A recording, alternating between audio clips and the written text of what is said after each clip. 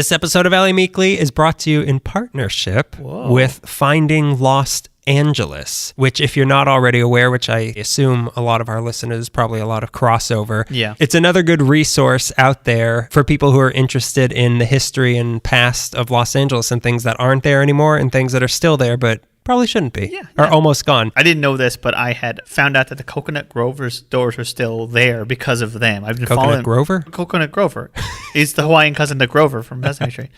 From Mezzanine Street? What are you saying? Sesame Street. Which in Hawaii is called Poi Street. That's funny. That's kind of funny. Not really. Well. Yeah, well. I'm here. I showed up, didn't I? I can't win them all. But anyway, let's keep talking about Finding Los Angeles. Yeah, this is something that a lot of people who like us would also be interested in. Mm-hmm. Their website is findinglostangeles.com, or you can find them on Instagram at Finding Lost Angeles. Really beautiful, classy pictures taken of places that are still accessible to a lot of Angelinos. A lot of people will hit us up in person being like, what can we do in Los Angeles? Or we want to see something historic. This feed, Finding Los Angeles, their website, has a lot of good ideas out there. Exactly. So if you're looking for something fun to do, you can always go there. Yeah, and on their website, they have an interactive map that shows you like in the city, and you could click on each thing. And they have articles. They have like historical articles on things like for the witch's house or for the 1942 alien invasion and the Dunbar Hotel. And there's a lot of really, like you said, a lot of really nice historic and new pictures. I'm pretty sure I've used them in research for this episode before. So it's good information and they're both incredibly attractive too. Greg, come on. They're good looking. They model for their pictures, and I think that's the look. It is. That's what I've been going for years, and I always seem to. It's the one thing we're missing is high fashion. High fashion. Their feed is great. It always kicks ideas around my brain on what do we do next on the show. Yeah. Follow them, subscribe to their newsletter, and go to their website, and I think you'll like it a lot. Yeah. And now here comes our intro. Oh no. Oh no. Skip. 15 forward. Maybe like press it like 12 times. And then you'll be done. See you on the other end. Poi Street.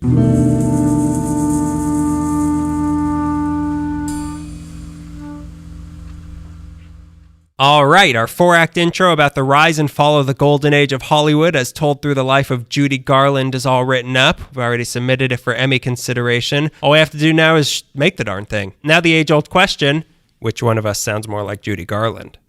It's me. All right, let's hear it. Okay, feed me a line. Say, there's no place like home.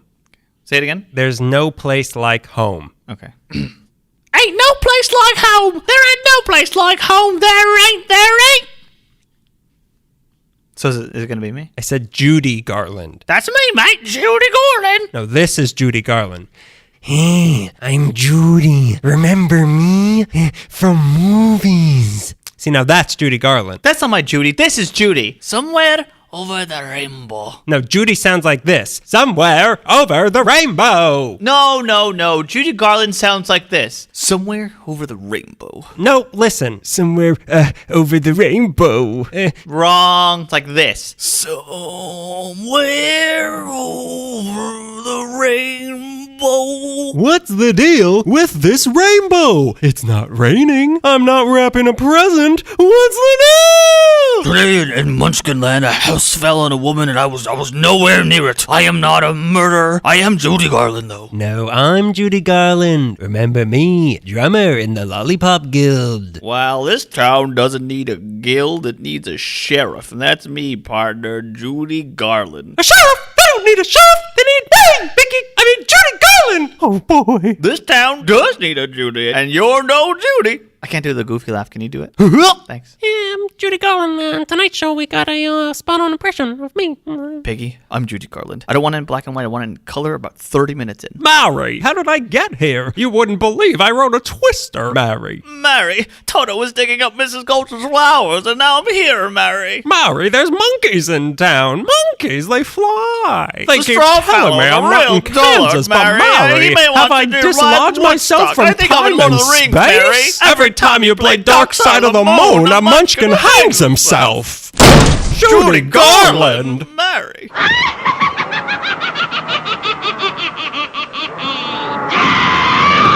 What a beautiful voice. Oh, you were way off. Not me, though. Helping the little lady along, are you, my fine gentleman? We're just trying to do justice to you, our queen. That's a good little girl.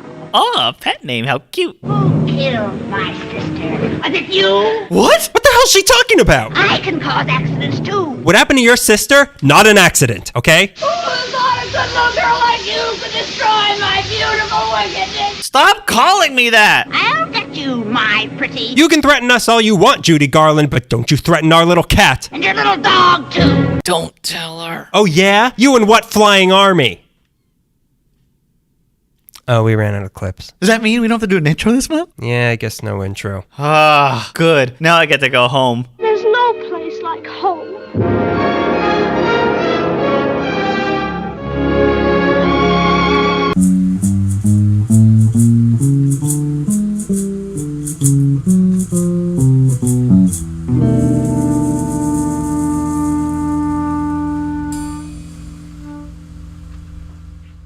Hey Dance there, off. little... What?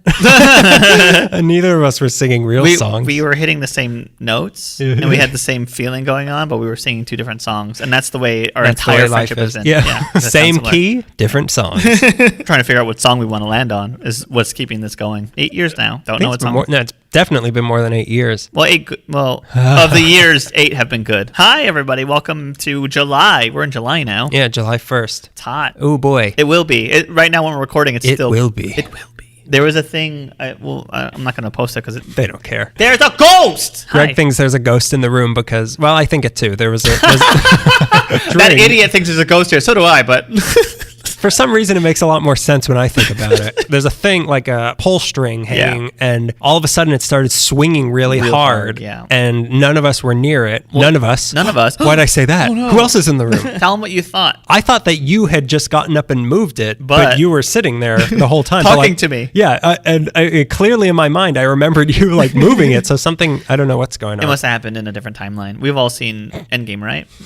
3 minutes in, Endgame has already been brought up. Hey, I gotta. Disney owns us now. Do you not know that? Oh no, We're owned by Disney. Oh no, because we used to be owned by Sony. Now we're gonna get good. Like I said, it's July. It's probably hot by this point. I don't know. I really hope. I hope we I can hope. stay cold long enough that we trick summer. Yeah. and then it's like December, and it's like, well, I can't be hot now. And then it's it's just gonna keep be being cold. Yeah, exactly. Just stay cold before the devil knows it's hot, or at least supposed to be. How's it going? So you want to get into what we've You're gonna done? skip my question. No. Oh, what'd you ask me? How's it going? Oh, I thought a ghost was talking. I'm about to tell you how's it going. How's it going? This has been my last month. Not this isn't my last month. on Earth. I'm going to die soon. But July 1st, I won't be here anymore. What if I'm not? You'll feel pretty bad for laughing at that. I mean, in front of everybody, yeah. The funeral, man, I'm gonna be like Snickering but behind the like casket. they're gonna ask me to give a speech at your funeral because your parents will find out that you do comedy and podcast. So they'll be like, you have to go talk. But I'm gonna talk way back here, and it's gonna bring you back from the dead. And you're like, talk on the mic. You're wobbling the microphone. And I come up. Dun, dun, dun, dun, dun. He how I has got risen. Yeah, and I've got some new cables to try out. Yeah, so that was my funeral. And Cool. now, what did you do in the past month? I finally did it. Stop looking in the corner because there's already a ghost string that I'm looking at there, and you keep looking. and I can't look outside the door like I usually do. I finally did it. I got over my fears, and I went on Angel's Flight. Oh yeah, that's did it true. for the You did first go time. on Angel's Flight. Yeah. Yeah. Did you die last month also? You haven't heard about it yet. It's a different timeline. Yeah. We both Tom Sawyered each other's funeral. What are they saying about you? I don't know. Let me see. Let me go back to my funeral.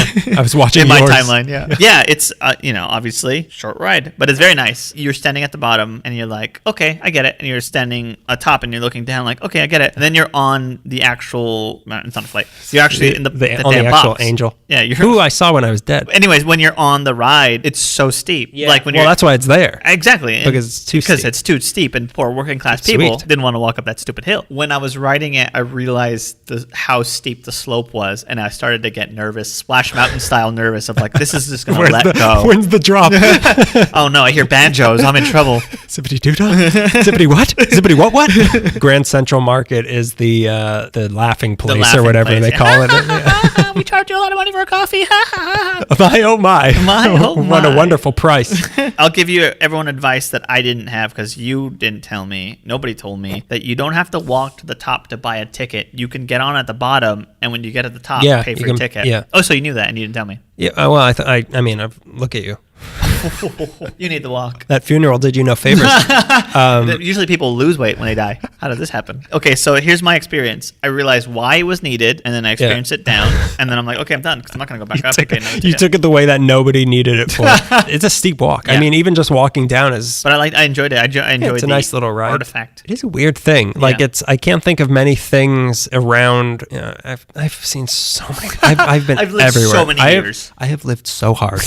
I can't think of many attractions in other places where it's like, this is a historic thing. It's going to take you 20 feet up there, and it's going to cost you. Like, I can't think of many things that are like that, really. San Pedro had the thing, too, that was like, didn't it go like the car thing? Yeah, I get. Well, that's gone now. But yeah, I get. But that even kind of this serves a purpose too. But I guess LA's known for unnecessary novelty trips. I've gone to a lot of mining towns where we rode a stupid train back and forth and been like, oh, old timey. But then like Angel's Fight is so specifically an LA It's like thing. a 40-second ride. Yeah, it's a 40-second ride that you pay like 50 cents for. So my thing of the month, it's a book. It's called The Bible. I'm going to read all of it right now. So it's called Wild LA, Explore the Amazing Nature in and Around Los Angeles by Lila Higgins and Gregory B. Pauley and Jason G. Goldman and Charles Hood, put out by the Natural History Museum. It just came out. It's basically just a guide to the wildlife and nature of Los Angeles. It'll go section by section of like mammals, lizards, birds, celebrity, crustaceans, cephalopods, and then it'll give you suggested hikes, varying hardness. Varying hardness. I get it. Of the city of like, you can walk through the Sepulveda Basin and you'll see this, and this is what you'll see. And it'll give you facts about, it's fun to learn about the animals that you see every day and the plants and the trees and the cephalopods that you see every day. When we were doing nature episode that we did a couple episodes ago, I was very interested in that stuff. And I like that. Not anymore though. This will get you even more in that mood because I learned so much about opossums. And like I think they're the only marsupial in North America, like native to North America, really? And their babies they have pouches, so they have like these jelly bean sized babies who have to like crawl into their mom's pouch when they're born. It's pretty cute. But then like lizards, like the common lizards that you see, like I learned why they're always doing push-ups. They are always getting ready for summer, those guys. Yeah, just learning about birds, the mourning doves, and they like are terrible at laying their eggs. We should go bird watching. Oh my god, I'd love to go birding with you. We call it birding. Never mind. Oh geez, I did it again. I lost another one. I always come off too eager. Cuckoo. Yeah, it's rattlesnake sneezing up at Brand Library right now. Oh my god. That's my sad mourning dove sound. Read the book. If they're listening to this, buy it. If they're not listening to it, save some money and get it at the library. I don't want to read it. I actually want you to read it, and then I just follow you around. Well, that was, as I was reading it, I had every 10 minutes a new animal fact to tell Melissa. Like, did you know that hummingbirds... This is probably a book for kids. No, Greg. This might be a book there are pictures. Sure, it makes sounds if I press you the can right. take it in the bathtub. It is not for kids. It's for everybody. Like, it's made in a digestible way, but it's for... What, is Toy Story just for kids now? What, Pokemon Adventures now just for kids? I can make a lot of money on those cards. It's presented like a kid could read it. Like, if you want to do for all the kids listening, if you want to do your research paper and use that as a source, it'll be very easy because there's pictures and no words. You press a button and it makes the sound of the jacaranda tree. Ooh, doves. It's for adults and kids and everything in between. But it has a lot of good information that is easy to digest. Okay. How dare you? I'm not making fun of it, really. I mean, it's kind of like how the Natural History Museum is, where it's like, a lot of kids are there, but it's a natural history museum. They have to make it. They're not lying. They're not lying. Trust me. I submitted the whole thing to plagiarize.com. Yeah. But yeah, it's a good book. So it's also called The Bible. So let's talk about this month's episode, July. So coming out this month, there's a movie. It's called Once Upon a Time in Hollywood. I'm very excited. It's made by Quentin Tarantino. It's got the handsome Brad I can't Pitt wait to see a bunch of people's feet in this movie. Are those Roman Polanski's feet? That's all it's allowed in this country of his. Close-up of Sharon Tate's feet as they pan over 108 stab wounds or whatever.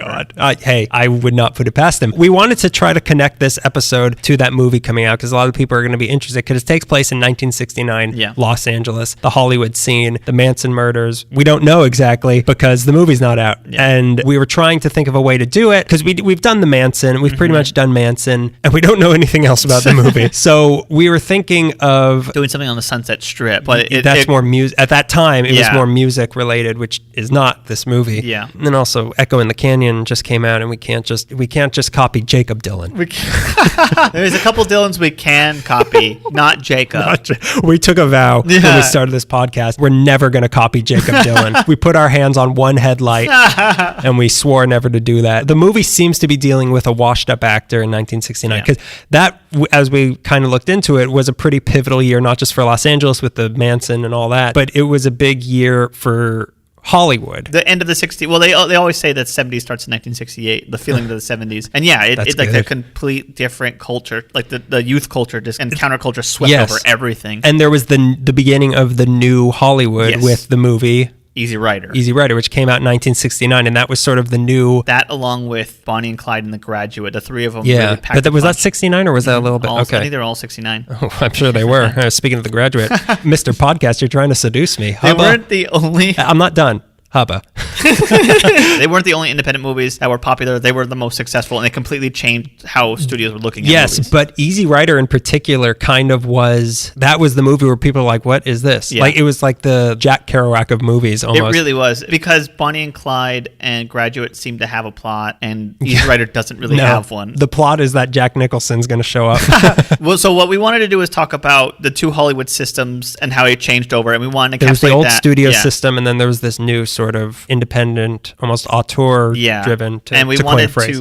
encapsulate that whole movement in the career of one person. So I'm doing New Hollywood, that seemed to be led by Roger Corman. And I'm going to do Old Hollywood, which is going to be encapsulated by Judy Garland. 1969 was the year Judy Garland died. 1969 is the year Easy Rider and those other movies that I've never heard of come out. So it was a passing of the torch, even though she was in no condition to be near an open flame. It was kind of a pivotal year, and we're going to kind of pivot. I'll be leading up to it. You'll be... Okay. Yeah. So let's get into Why it. did I say okay like I didn't know? That's what we've been talking about. Okay, I'll start the research now. Can you give me like an hour? I knew that's how long you researched for. Man, you're going to love what Wikipedia wrote about this. You're going to love what that kid's book from the Natural History Museum had to... There was a whole chapter on Judy Garland. This is the sound Judy Garland makes. You're mean. Pretty funny guy. She has a beautiful voice. Okay, so let's get it started with Judy because this is a long one. Okay. And we've already took way too long. We're off to see the history. Oh my The God. history that's wonderful and odd. I hate this. It's going to be a lot of singing. You can't expect me.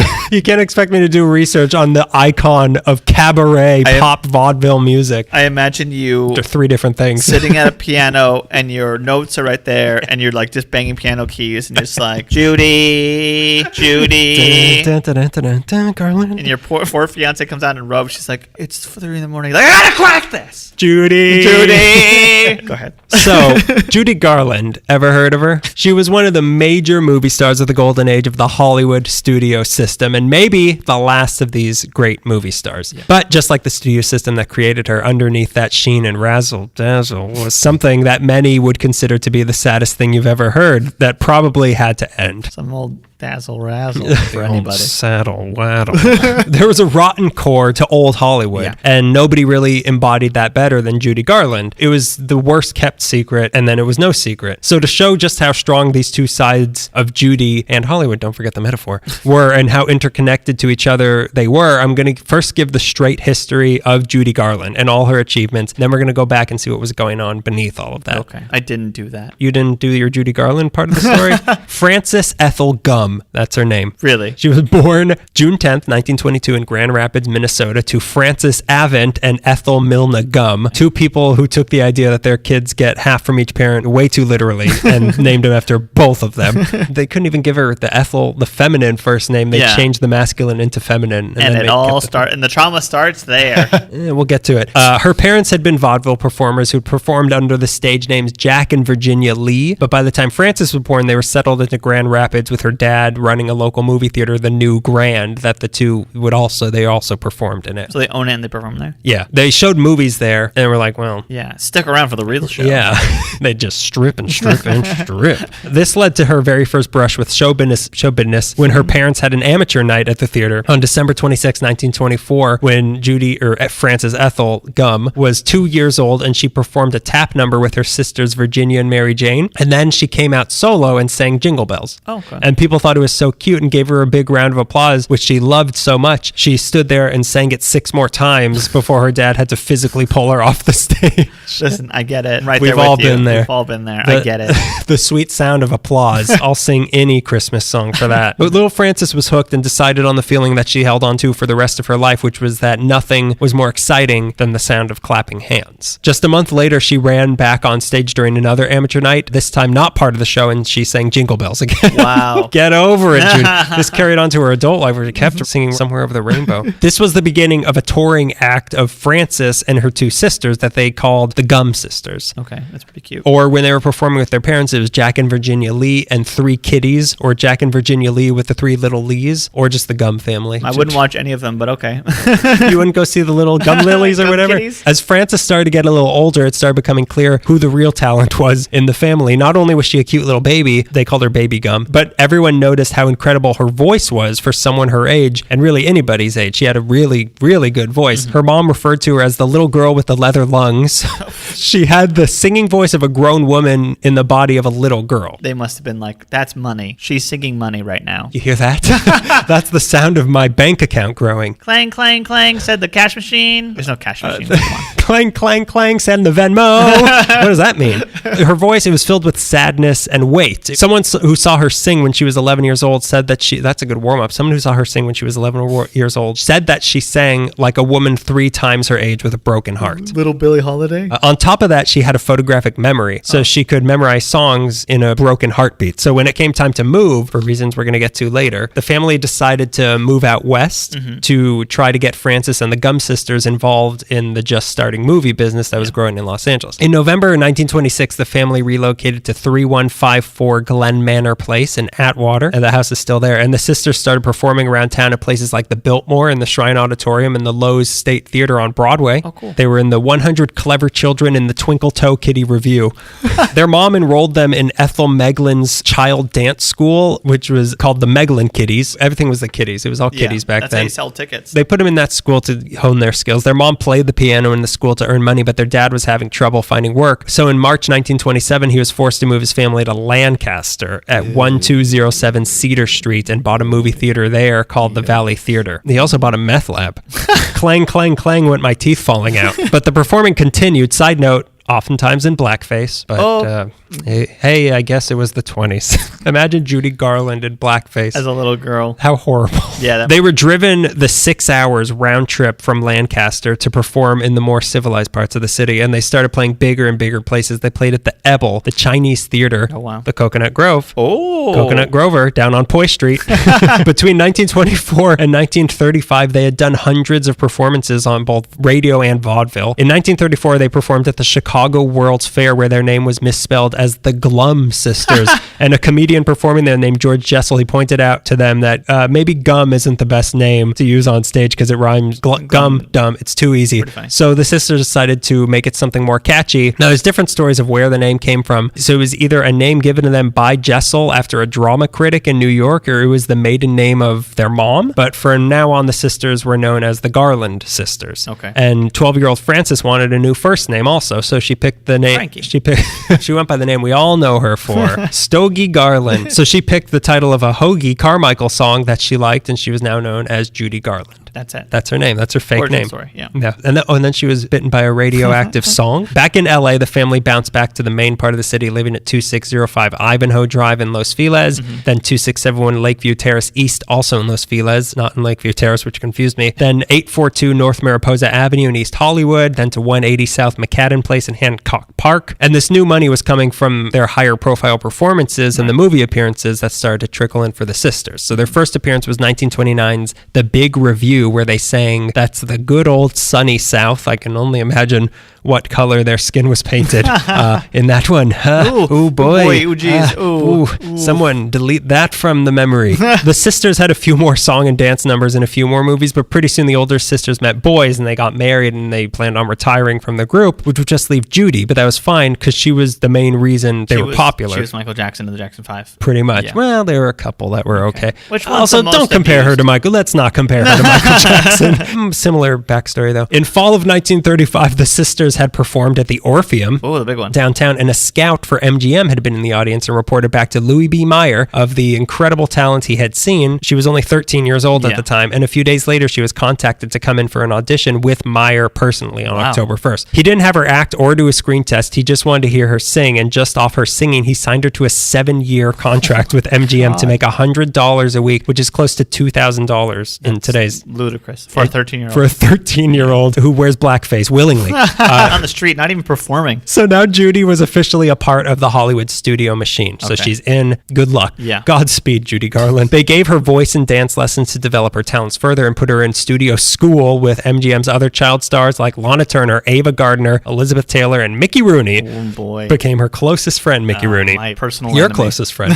My mortal enemy who's been dead for some years now, who is a century older than Who's me. still winning the battle. The one who was washed up before I was even born. So all this was happening on the MGM lot in Culver City, which is now Sony, who used to own us. But it wasn't just an education they were giving her. She was an MGM asset, and they wanted to use her. Property, She was goods. Yeah. The first movie they put her in was Pigskin Parade in 1936, which starred, strangely, Jack Haley, who would go on to be the Tin Man. Oh. And the rest is not yet history. It wasn't a big part, and nobody really noticed her because they didn't know how to use the talents of Judy Garland yet. Then on February 1st, 1937, she was at the big MGM birthday party for another good friend of yours, Clark Gable. Right. So this is the old Hollywood, huh?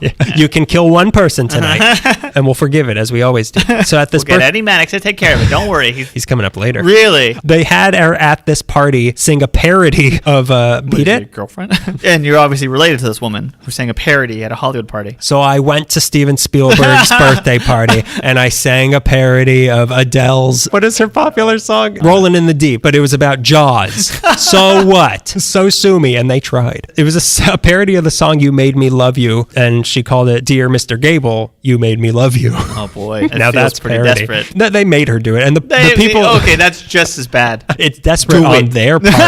It's sad on hers. The people at the party loved it so much that they made a point to have her sing it in the 1938 movie Broadway Melody, where it then became apparent, it was everyone's like, oh, can you believe this song? Yeah. It became apparent that this girl, she was going to be a star, and she was going to be a star soon, and she was. They just didn't know how still. They didn't know what to do with her. Make her sing! Why are you not getting this? What can she do? Can we try another silent movie with her? She had performed in a short with a girl named Deanna Durbin, and it was really popular, but MGM had just let Durbin's contract run out before it was released, and it came out and like, oh my God, Deanna Durbin. So she got snatched up by Universal and became a big star for them. So the MGM was determined, we're not going to let this slip through our fingers like the Durbin situation. Durbin girl, yeah. So Meyer made it his personal project to make Judy a star. So they paired her with Mickey Rooney. Guaranteed star maker, Mickey Rooney. Captain Defiler, Mickey Rooney. The first Avenger, Captain Defiler, a.k.a. Mickey Rooney. They put her as his best friend to the main character that was Mickey Rooney, a.k.a. the Great Defiler. What's the movie called? It was a series of movies. It was Andy something. Yeah, Andy Hardy movies. They did a bunch of them, and they were all hits. They ended up doing 9 of these movies together. But then the big one came along. MGM was making a movie of The Wizard of Oz, and they needed a little girl who could sing. Okay. Who can we use? Shirley No. Well, the first impulse was Shirley Temple. Really? They wanted her because she was the little girl, and they could borrow her from Fox. But they had a secret weapon in-house. They had Judy Garland, but the problem was Judy was 16, and Dorothy's supposed to be like 8. She's supposed to be Shirley Temple age. She was a little too old, but they figured Judy Garland's 4'11". Shirley Temple can't sing anywhere near. Yeah, exactly. Put her in pigtails. So they figured, go with Judy. Let's figure out how to make it work. More on that later. When I say that, I'm letting you know that something sad's going to happen later. Put a bookmark here, because you're going to be sad later. What's more is that Judy had an ability to transition from talking to singing in a musical without it being jarring or unnatural, like when I do it. Like when I do it! Like when I don't. There. That's why Judy was good. It takes a lot. It's not something a lot of people can do. I could do it pretty well.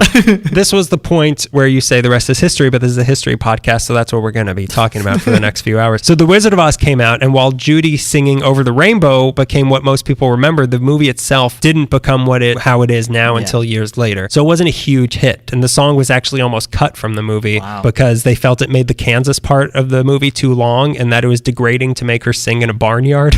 She lived in Lancaster. She knows degrading. We don't want this to seem degrading. Give her more pills.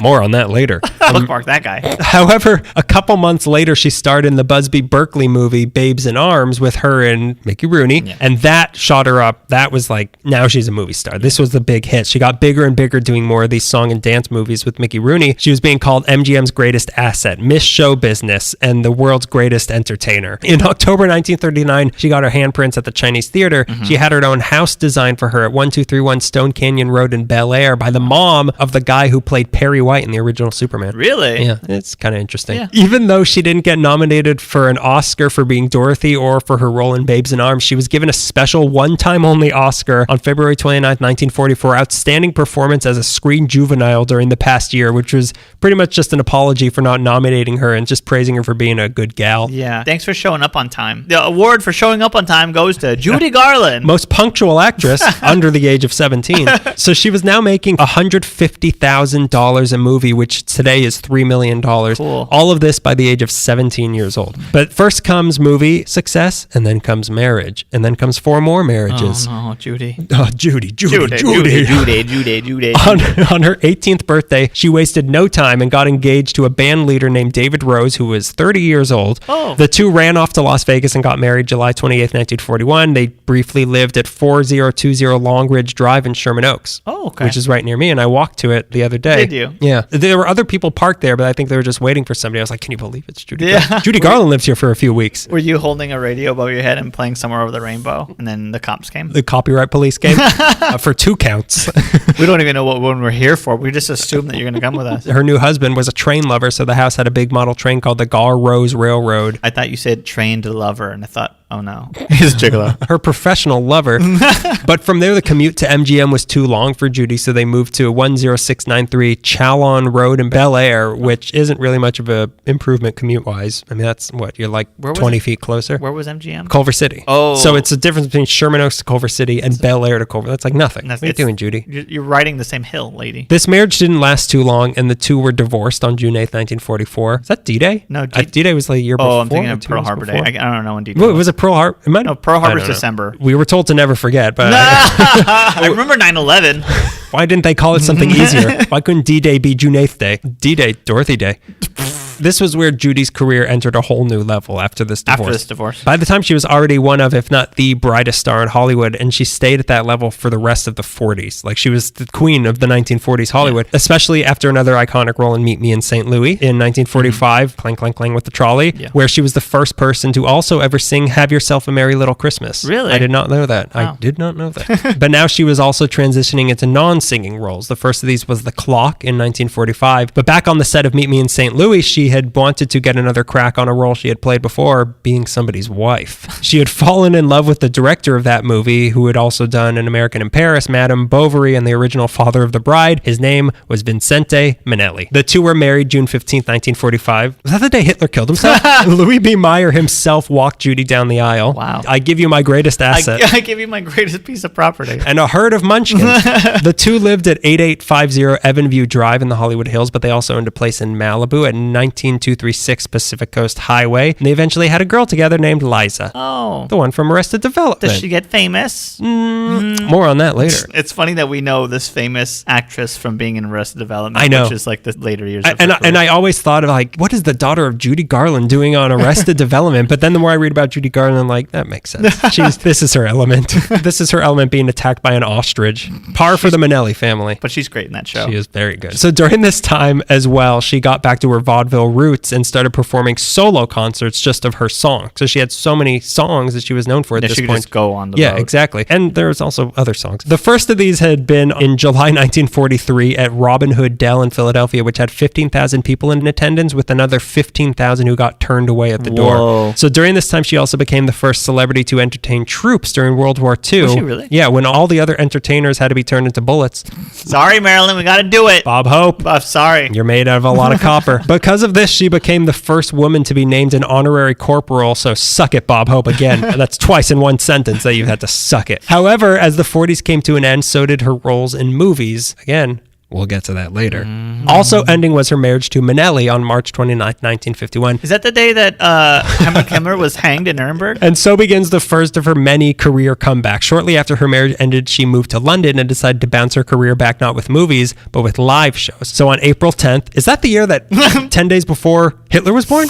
April 10th, 1951, she started her comeback tour at the Palladium in London. And when she walked on stage, she literally fell flat on her face. No. But people in the crowd shouted to her, "Go on, Judy, we love you." And she got up and blew everybody away and continued. Like Rocky. Yeah, she became a boxer. This was her big comeback. That's really sad. But she got up and did it. She's not like, you think of Judy Garland, like, oh, poor Dorothy. Like, Judy Garland had a really good sense of humor, and she was a tough lady. Like, she falling on her face, she's going to make that really funny. I was listening to one of her albums, which we're going to talk about at Carnegie Hall, and like, she's almost doing stand up in between her, and it's like pretty funny. Like, they're more like funny stories that don't really go anywhere, but like, she tells them in a good way, and she's pretty funny. I'm sure she made this the greatest moment in showbiz history. So it was a great show, and she did that night after night after night after night, and her show was a smash hit, and just like that, she was on top. She was the queen. So helping her manage this new part of her career was a test pilot for Douglas Aircraft turned agent turned producer named Sidney Luft. After the success of her London shows, they decided to take the show to New York City, but when she got there, they found out no one's interested.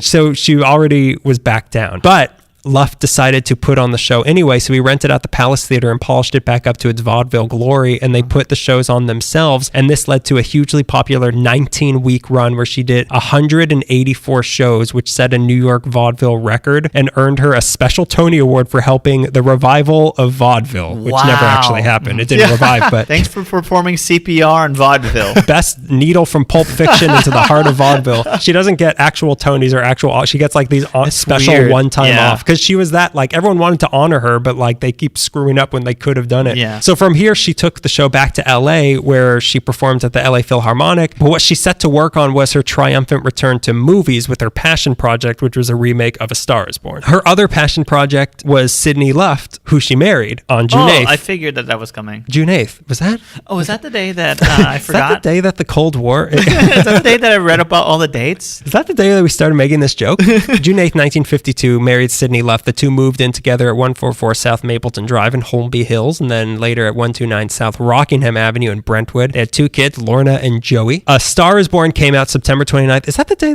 that The Star Is Born came out? September 29, 1954, and it had been tinkered with beyond repair by the studios, so it wasn't a big hit when it came out, as big as she was hoping, but it did earn her an Oscar nomination, which she did not win. Okay. So at least she got nominated. Yeah, this time. it's an honor to lose.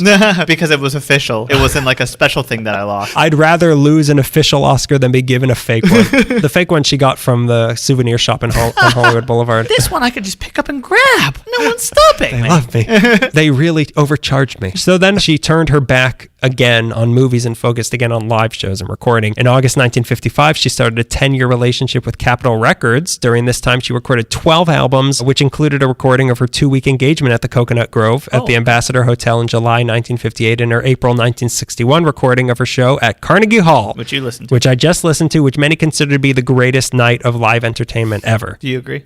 This is my greatest night. It was the greatest 2 days of commute in Hollywood show business. It is a really good, I mean, she has a really good voice. Yeah. It is kind of like vaudeville sort of campy songs, but like I said, she's really funny and the songs are good. Okay. The second, because it's a 2-disc thing, the second half of the second disc is pretty much just applause. Like the show ended and they played like an instrumental like Somewhere Over the Rainbow, and it's just people like more. And then like she'll come out and then she'll sing another song. They'll be like Somewhere Over the Rainbow, and then like more, I want more, and then she'll come out again and sing another song, and then Somewhere Over the Rainbow. And there were like 6 encores, and she's like, I don't have any more songs. Like, we don't have more arrangements. I can't play that. We don't need more arrangements. Just keep singing Somewhere Over the Rainbow. So that album won 5 Grammys, and it was on the charts for 95 weeks. Oh my God. And in July 1956, she started performing in Las Vegas and became the highest paid performer there at the time. So in May 1959, she became the first pop singer to perform at the Metropolitan Opera House in New York City. She had a TV special in 1959 1955 that broke the CBS viewership record. She did a one-woman show at the Hollywood Bowl in 1961 with 18,000 people sitting in the rain watching her sing, complete with 4 encores in this one. And then the crowd was begging her again to sing another song. Like, people went crazy for her. But she had one more,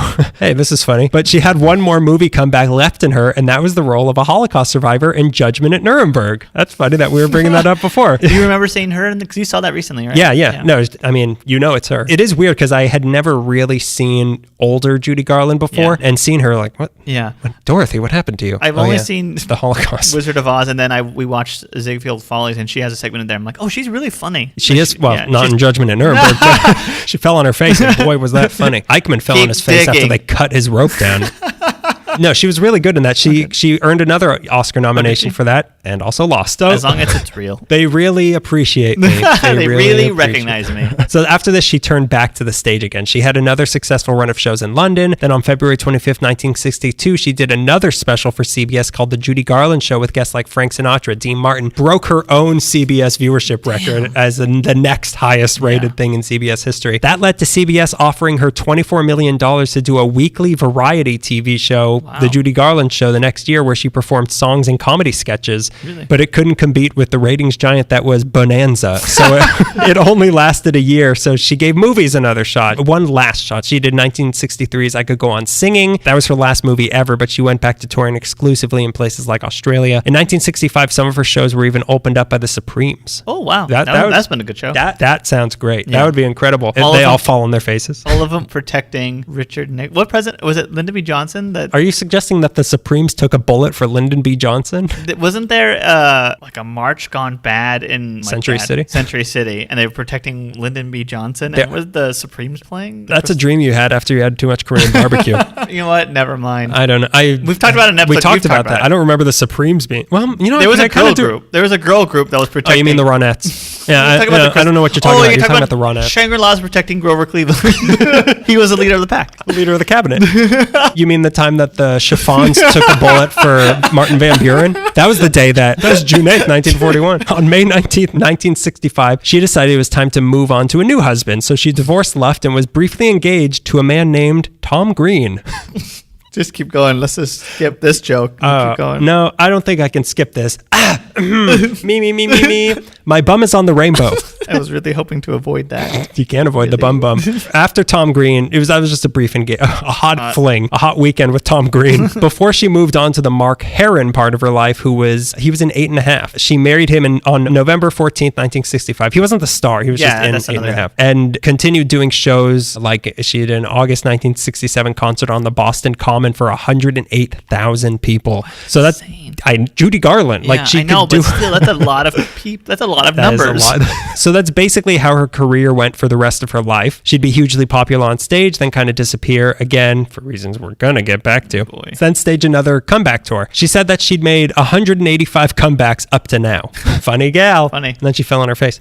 Get it? She divorced Herron on January 9th, 1969 and quickly remarried one more time to a disco promoter named Mickey DeVinco on March 15th. The Ides of March. That was the day that Julius Caesar got killed. 1969, and gave her final concert March 25th, 1969 in Copenhagen, and was living in London plotting yet another comeback tour when she was found dead on June 22nd, 1969 on her bathroom floor of an overdose of sleeping pills.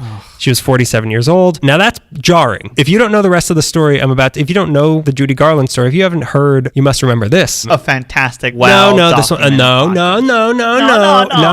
They didn't talk about. Did she talk about Hitler a lot? For no reason? So if you don't know the Judy Garland story and you hear that she suddenly died of a pill overdose, that's shocking. At the age 47, that's pretty weird. Weird and wild stuff. Weird and wild. She had been in 32 movies. She'd done voice work on 2 more. She was in 6 shorts. She had done over 1,100 live performances, made about 250 radio appearances, performed all over the world. James Mason said at her funeral that her greatest gift was that she could wring tears out of hearts of rock. She was buried at Ferncliff Cemetery in Hartsdale, New York, up until 2017, actually, when she was moved to Hollywood forever. So that's weird. Is a helicopter just like lowering a tomb? They carried the whole cemetery and put it on top of. You listing all her credits, Mrs. Show Business. She was Miss Miss Show Business. Miss Show Business, excuse me. 5 times divorced. The widow shows business. I guess death is kind of a divorce. It's the final divorce. She wanted to be in Hollywood forever. Well, she didn't want this. It was like 50 years after her death. But I think Liza and her kids, they wanted her to be there so she could be buried with Liza and the other kids and their grandkids because there was no room at the other one. So a quick side note is her connection to the gay community.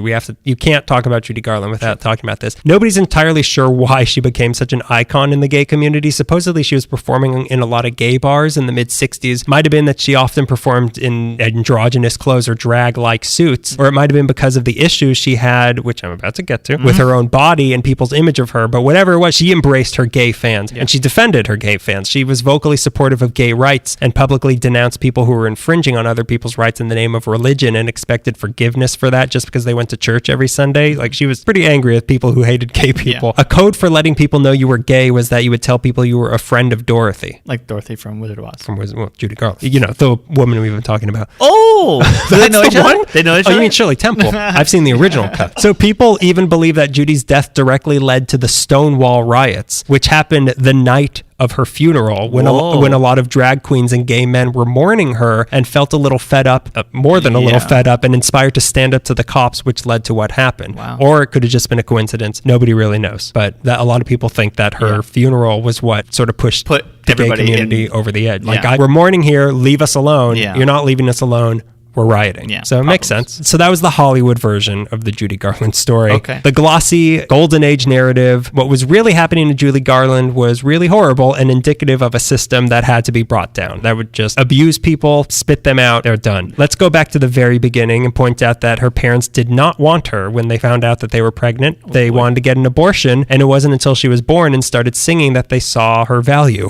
Not that you could go so far as to say they loved her. Her mom was a prime specimen of a pushy stage mom, and on top of that, she was jealous of Judy because of the talent that she herself did not have. That puts staying on stage for the applause under a whole new context, which is really sad. Yeah, that's what I was going with. I was trying to make you sad. Yeah, planted the seed for sadness. Everything you just heard, you're going to see it all in a new light. If little Judy didn't feel good and didn't want to perform, her mom would tell her, you get out and sing or I'll wrap you around the bedpost and break you off short. Okay, just like Father Jackson. On top of that, at age 9, her mom started giving her pep pills, which were amphetamines, to keep her energy up. In her defense, they didn't know back then just how harmful that was, but it still gave Judy a lifelong dependency on pills to be able to function. And the parents didn't love each other either. Most of all because her mom was cheating on her dad and her dad was gay. Oh, okay. So it was a very dysfunctional. And by the way, men turning out to be gay in Judy's life is going to become the running gag of her. We'll get to that. More on that later. Bookmark that. That's the reason they had to leave Minnesota to begin with, because her dad was caught seducing underage male ushers that worked at his theater. So they had to get out of town. When she got picked up by MGM, things just got worse. They kept giving her more and more pills to keep up with the shooting schedule. Okay. They would make her work 72-hour shifts sometimes. 72 hours in a day. Yeah.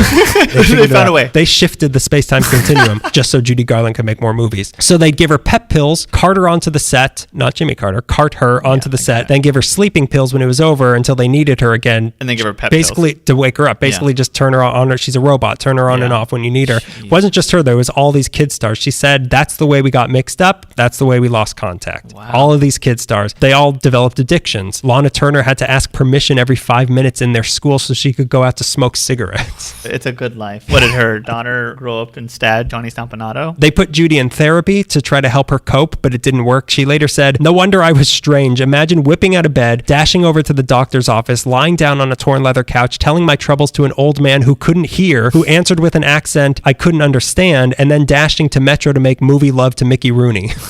Pretty awful. That's a pretty bad day. Well, that's the worst part of her whole story. Yeah. So she never got a childhood from the start. She was always being made to perform either by her mom or by MGM, who became her new mom. On top of that, her dad died 3 months after she got signed by MGM of spinal meningitis. At the time, she couldn't be by his side because she was on the Shell Chateau Hour singing a song called Zing Went the String of My Heart. That's what she was doing as her dad died. She wasn't particularly close to her dad because they were both always working, but she loved him, especially in comparison to her mom. She later said that his death was the worst thing that ever happened to her. She was 13 years old. She just started a really scary new career with a lot of pressure, and her mom sucked. Like nobody was, her dad. All alone.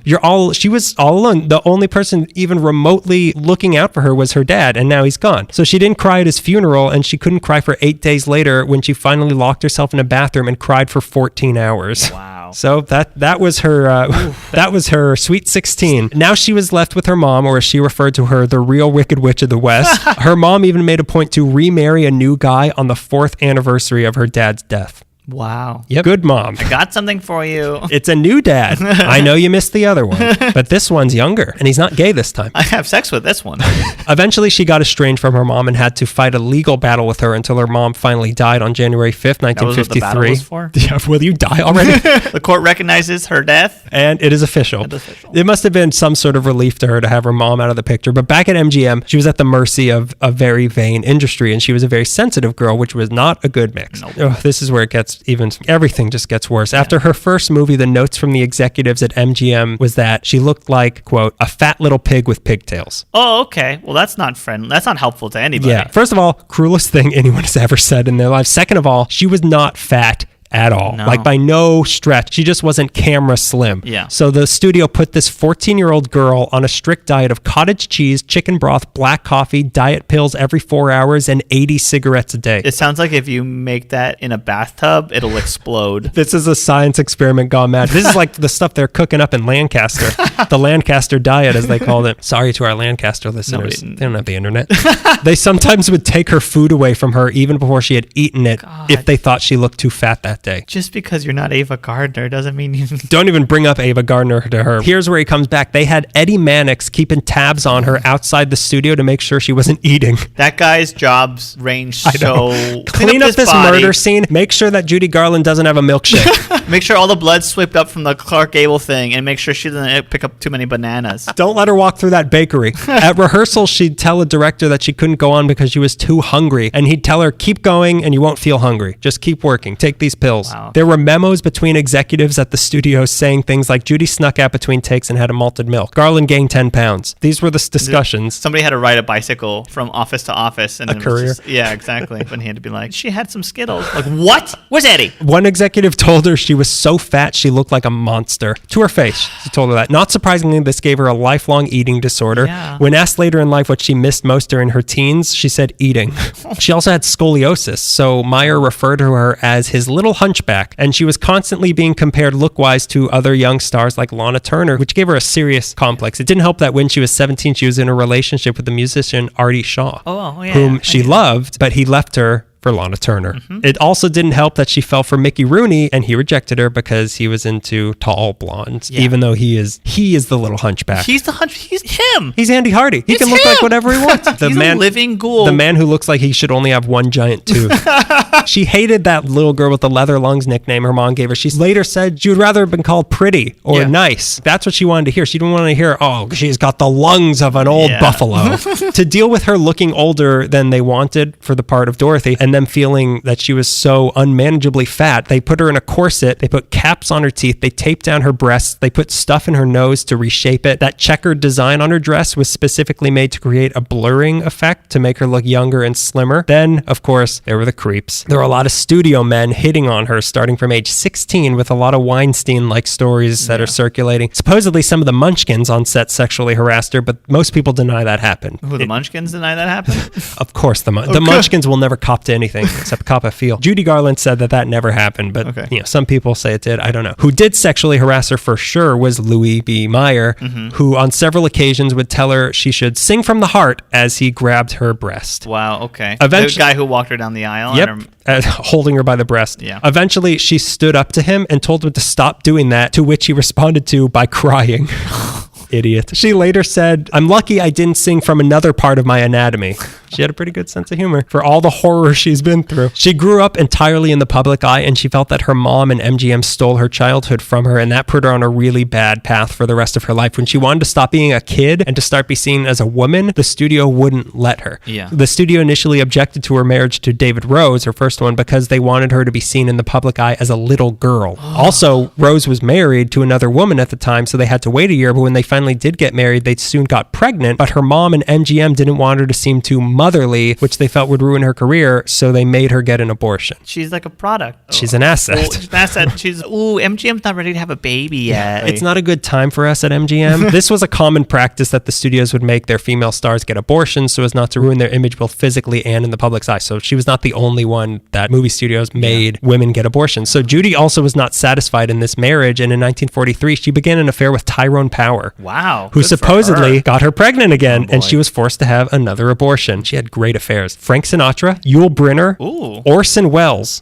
Good Orson Welles. Oh, okay. Young Orson Welles. Shadow Orson Welles? Yeah, Citizen Kane, but which part of the movie Orson Welles? You better pick Not Hot Dog Orson Welles. Hot dog Orson Welles. Hot Dog Orson Welles. dog. And our old friend, Joe Mankiewicz. Remind me? Isn't he Monkey Bitch? Oh, Or was that he is- another No, Mankiewicz? I'm pretty sure that's Monkey Bitch. It's the timeline adds up. He was from the Mankiewicz family. Anyway, she was divorced and filming Meet Me in St. Louis at the time, but Mankiewicz was married with kids, and he eventually ended it. So she started dating another actor on set named Tom Drake, who turned out to be gay. Oh, wow. So that's the Okay. second man in her life. Around this time, with her fame skyrocketing and her marriage to Minnelli, is when emotionally and mentally Judy started falling apart. On the set of Girl Crazy, ironic, she had missed 17 days of shooting, but people just attribute it to how mean Busby Berkeley was to her. But in reality, Judy's addiction to pills was just getting worse. That's why she was missing work. She developed insomnia, so she kept popping amphetamines to have energy and then sleeping pills to come down. Yeah. She was stealing pills from people's medicine cabinets at parties. Her weight was fluctuating. She was going to therapy, but she thought the therapist looked bored with her truth, so she started making up fake dreams she had because she wanted to keep the therapist entertained, and the therapist would applaud her dreams. She started showing up late on set more and more, and sometimes not at all. On top of that, she was suffering from serious depression and got some serious postpartum after Liza was born. She stayed off pills during her pregnancy, but she tried to go out too soon after her birth, and she collapsed on the streets of Beverly Hills. Not only did nobody really know what to do for her, there weren't even drugs for depression until 1957. So even if they understood what was going on, they had no medicine or institutions in place to do anything about it. But 1948 was really when her problems came out in the open and they couldn't be ignored anymore. This was when she had a nervous breakdown on the set of The Pirate and was sent to Las Campanas Sanitarium in Compton, which was the best they could do. But after 2 weeks, she was sent to a hospital in Boston because they weren't equipped to deal with her in Compton. She said that saying goodbye to Liza made her almost literally die of anguish. Wow. Meyer paid for her to be sent to Boston because he just wanted her to be away from anyone who would give her pills. She stayed there for 11 weeks. That summer, an LA tabloid called Hollywood Nightlife printed a series of 3 front-page articles about a Miss G who had a serious drug problem, and everyone knew exactly who this was. So now this wasn't just Hollywood's worst-kept secret. The entire country now knew Judy Garland has a pill problem. Yeah. They all know what's going on. The hospital in Boston was actually good for her, though, because they were feeding her 3 meals a day, like real meals, not just cottage cheese and coffee. And she regained her weight to a healthy level. But when she got back to MGM, they told her she was too fat and she had to slim down again. Who gave you 3 meals a day? Did you eat that's not protein? right. You look well fed. What happened? Who is this cow? What do you weigh, 120 pounds? This was also around the time things were really going south with her marriage to Minnelli, which was never good to begin with. Yeah. She later said that the whole marriage was set up by the studio, and Minnelli turned out No. to be gay. Oh boy. That's number 3. Her life was completely out of control and she didn't know how to deal with it. It was around this time that she walked in on him in bed with the handyman. She later said, "All my newfound hope evaporated and all I could see ahead was more confusion. I wanted to black out the future as well as the past. I didn't want to live anymore. I wanted to hurt myself and others." This was her first suicide attempt. She cut her wrists, but she survived, and not long after was right back on set trying to pretend she was fine, but she could not keep it together. More and more, she wasn't showing up for work. She started getting electroshock therapy, but that wasn't helping, surprisingly. She was fired from Annie Get Your Gun, and her reputation of being unreliable spread. Between 1949 and 1950, she was fired from 3 movies. She was replaced by Ginger Rogers, Betty Hutton, and Jane Powell, which made her so upset that she locked herself in the bathroom at home yelling, "I want to die." Then Minnelli heard glass smashing in there, broke the door, found that she had broken a water glass and dragged it across her throat. It wasn't that bad. Okay. It sounds horrible. She just needed a Band-Aid. It was just kind of scratched up. But the tabloids and the LA Times caught wind of it and reported, Judy Garland slits her throat. She tried, and this publicity just wasn't worth it to MGM anymore, so they terminated the contract of the woman whose life they had helped ruin a year earlier than it was supposed to end on September 29th, 1950, which did not help her emotional state. This is around the Luft time of her life with all those comeback concerts. Right. While the concerts themselves were great, the events around them weren't always. She was collapsing from overwork. Some shows she wouldn't show up to at all. A lot of them started hours late and then had a 90-minute intermission where she would go backstage and collapse from exhaustion, saying she can't finish the show, but she would. She'd go out and she'd do it. As the 50s went on, she also started having throat problems that would affect her voice. So she had constant laryngitis and her voice started losing its power, but her personality was still huge and magnetic as ever, so the shows were still good. At one time she was at a bar drinking when she was supposed to be on stage, and an agent found her and scolded her for being late, but she just looked at him and said, honey, they don't pay me to be on time, they pay to see the drama. Oh my god. Judy Garland. Can't argue with that. Nope. Then in the fall of 1959 she got so sick she couldn't work at all, and she went to a hospital in New York where they found out she had hepatitis, and she had had it for like 3 years. Jeez. Caused by all the pills and the tranquilizers she was taking, and the doctors told her, you're never going to perform again. But nothing ever stops Judy Garland, and that's when she bounced back and did that legendary Carnegie Hall concert. After that. Then there were her comeback with The Star Is Born. That was a nightmare. It was supposed to cost $3 million to make, but Judy would barely show up on set, and when she did, she'd often hide in her dressing room crying and then leave and not come back for several days. So it took twice as long to make that movie and cost $6 million because of her delays. Saddest part was that she did such a good job on the movie regardless, and she was expected to win the Oscar for it, and on Oscar night, she was in the hospital because she had just given birth to her son the day before, so all the camera crews were outside her room. She was all mic'd up to give her an acceptance speech from the hospital bed. Then the award went to Grace Kelly. So they just unplugged their equipment, left. Wow. Left her alone. Enjoy your son, lady. Maybe they'll give you a consolation award again. Best son. Meanwhile, her marriage with Luft was maybe her worst one yet. From the get-go, it was bad because they started their affair while they were both still married to their previous spouses, and she got pregnant again and was yet again forced to have an abortion, this time by Luft, who didn't want it to jeopardize their comeback tour that they were planning. He wasn't gay. Yeah, okay. But he did beat her. Ew. I'd rather the gay. He'll take care of you. Especially when he found out that she was cheating on him. On top of that, he had a gambling problem and gambled away most of her money. And then many years later, in 1993, he tried to sell her Oscar, and he got sued by the Motion Picture Academy. Her manager was also stealing her money, and none of it had been safe. So even while she was an international star, she was almost completely broke. She would skip out on hotel bills. Supposedly, she was staying on some of her fans' couches. Her life was a mess. Then in 1964, her sister committed suicide, which led to Judy herself overdosing in Hong Kong. Luft claimed that in their 13 years of marriage, Judy had attempted suicide 20 times, which is why he fought her so hard in the divorce for custody of their kids. And even though Liza had to call the ambulance several times to save her mom's life and had to keep her from jumping out of a window once, and one time she threw a knife at her son, she did love her kids, and she tried to be as good to them as she could, given her situation. She made a point to not treat them the same way her mom did. But as her kids got older, she got kind of estranged from them, and her life was getting more and more isolated because she was superhuman in many people's eyes. She once said, if I'm such a legend, why am I so lonely? Boy. Very sad. She also knew her reputation. She said, I've heard how difficult it is to be with Judy Garland. Do you know how difficult it is to be Judy Garland? And for me to live with me? I'm told I'm a legend. Fine, but I don't know what that means. I certainly didn't ask to be a legend. I was totally unprepared for it. Her marriage to Heron wasn't much better. He also hit her, as he said, only in self-defense. He was also gay. Wow, okay. So sometimes... Check all. Yeah. He was actually caught having an affair with none other than Liza Minnelli's husband, Peter Allen. Whoa. Yeah, that's because they're not related, but like... they're mother and daughter. Yeah. Like mother, like daughter. But the reason he left her so soon is because he found out that if he was married to Judy longer than 6 months, he would have to inherit her tax debts. So he left. Then when she was with Tom Green, my bum is on the grand larceny because he was stealing jewelry from her. Oh, wow. And the way that she met her last husband in the first place was that he was delivering pills to her one night. So it was just... You know what I like about you? Pills. I like the way you pay me for delivering things. So her personal life was a mess, and she just wasn't able to hold on to movie roles anymore. She had already lost out on being in South Pacific, and now she had lost out on being in Funny Girl. Here's the Once Upon a Time in Hollywood connection. She was originally cast in Valley of the Dolls alongside Sharon Tate, but she couldn't show up when she was expected to be there, so she got replaced by Susan Hayward. So she was supposed to be in that movie. There's your transition. But she did make off with her costume from that movie. So well played. She ended up wearing it. Really did come out on top.